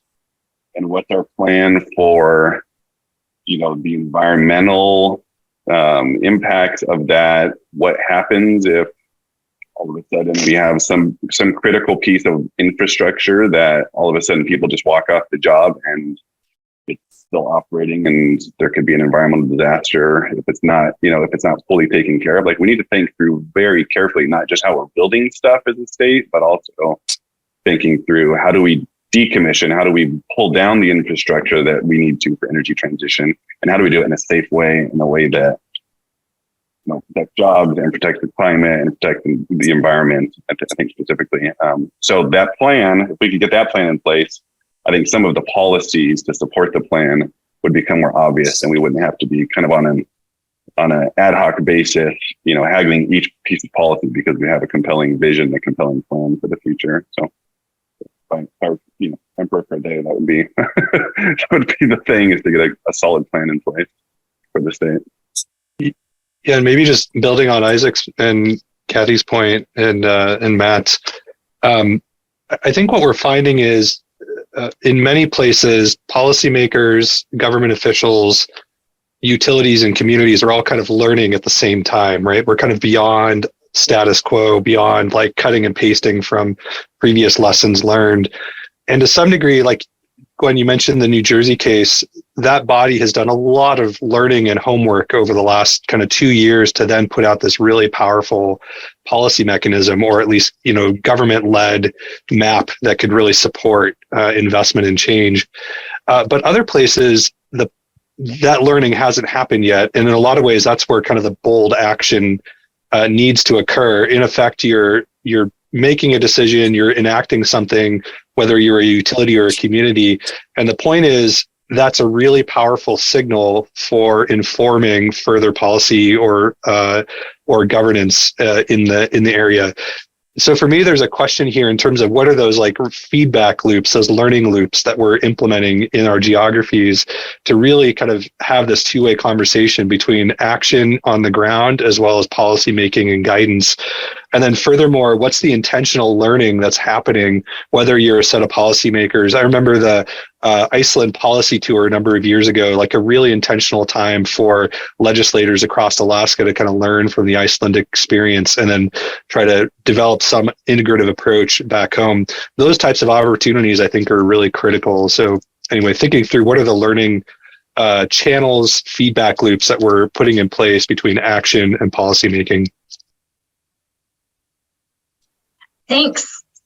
Ben, Cross here says that, the secret to success is in everything we do is integration of diversity, right? So that's one thing about Alaska. We have so many different options that's, we're not in the situation of France, that no oil, no coal, no gas, no choice, right? Alaska is actually almost the exact opposite. Like sometimes I think we can almost get paralyzed by too much choice, right? Do we decide that we're going to invest in large hydro? Do we do distributed wind and solar? There's a lot of different choice that we have here. And so do we build a large diameter export gas line or a small diameter, bullet line? Like what, there's so many things. And so you kind of get these division of different, people that we all want to get to the same place, but we have really different ideas for the path, to get there. And so, what Ben says is that the secret to success is diversity and integration of diversity. And so we'll need to integrate multiple energy sources and systems. Any comments or thoughts on that?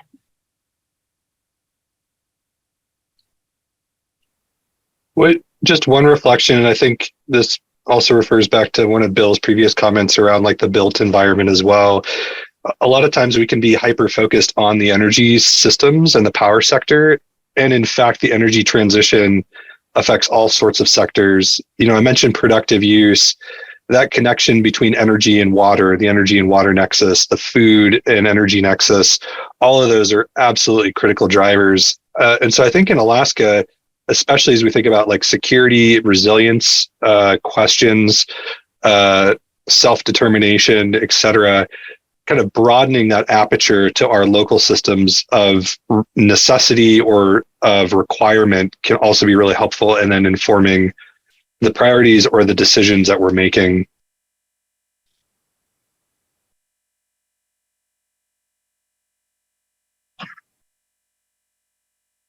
I really agree with Jason. I guess I'd just add, Gwen, when you said maybe the curse is too much diversity, it's hard to believe I'm saying that. But I think when I look at the regional challenges across the state and then the rail belt as well, each one is so diverse. And so when Jason said, local determination and that empowering local decision making to find the optimal decision is really key. But I think, the diversity in sources, the diversity in challenges, the diversity across the region really is a challenge for the state. Okay. Well, I think that we're probably going to go ahead and start wrapping up. I don't know if you guys have any sort of closing comments. There's been a little bit of back and forth in the chat here, talking a little bit about sort of long duration storage versus like really what I kind of view as like truly dispatchable resources like hot dry rock geothermal or something like that. I put maybe micro reactors in that boat too, that you can have access to that when you actually want it. I think that those are really good questions and things that we need to be talking about more. I'm actually optimistic that this new round of energy planning at the state level could kind of help us sort of converge around a vision for the future of Alaska that can kind of help us sort through some of these options and directions and approaches that we have. So I'm looking forward to seeing how that moves forward. With that being said, can I offer you guys the opportunity for any closing comments here?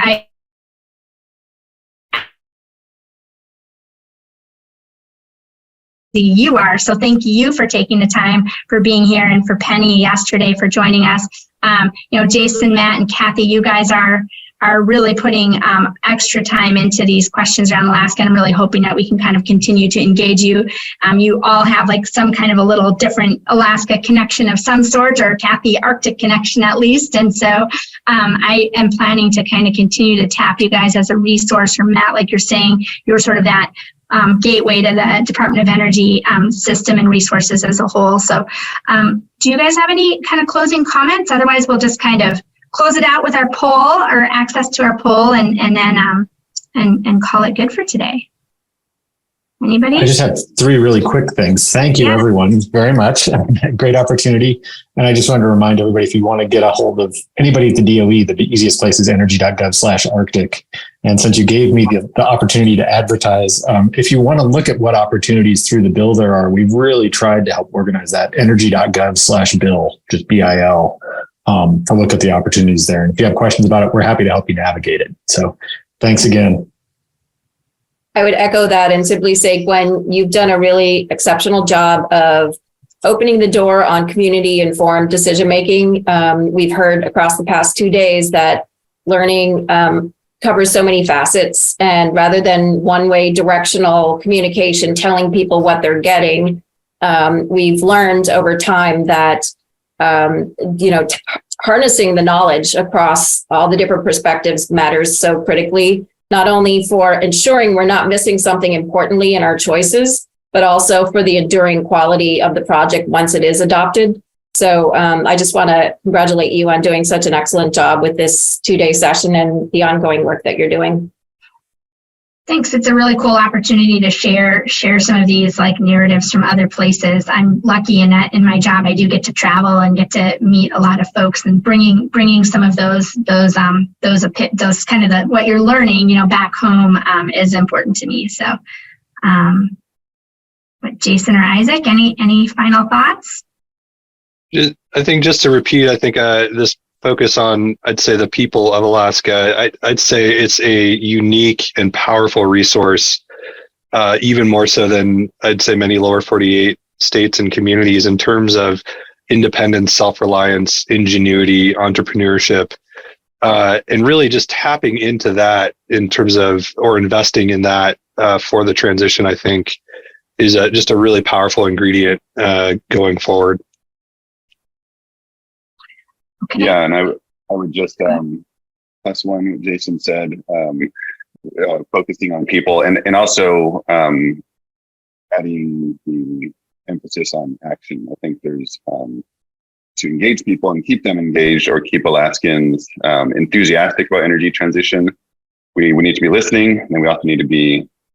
They need to see results. We need to be building projects. We need to be deploying tech. We need to be showing benefits now, and there's a lot of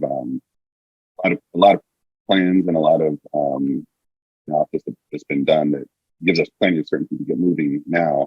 And then let's keep engaging, let's keep iterating, let's keep learning as we go. But the time is really of the essence at the moment in Alaska. Thanks, Isaac. Thanks to all of you. Really appreciate again the time that you've taken. Just so in closing, this workshop recording is going to be available at the Alaska Sustainable Energy Conference website at www.alaskasustainableenergy.com at hopefully a not too far out later date. And we'll be sending out that survey, as I mentioned, for the workshop. We'd love your feedback. I think you can also access that via a QR code that we're going to throw up on the screen here momentarily. And we'll put that in the code in the chat as well.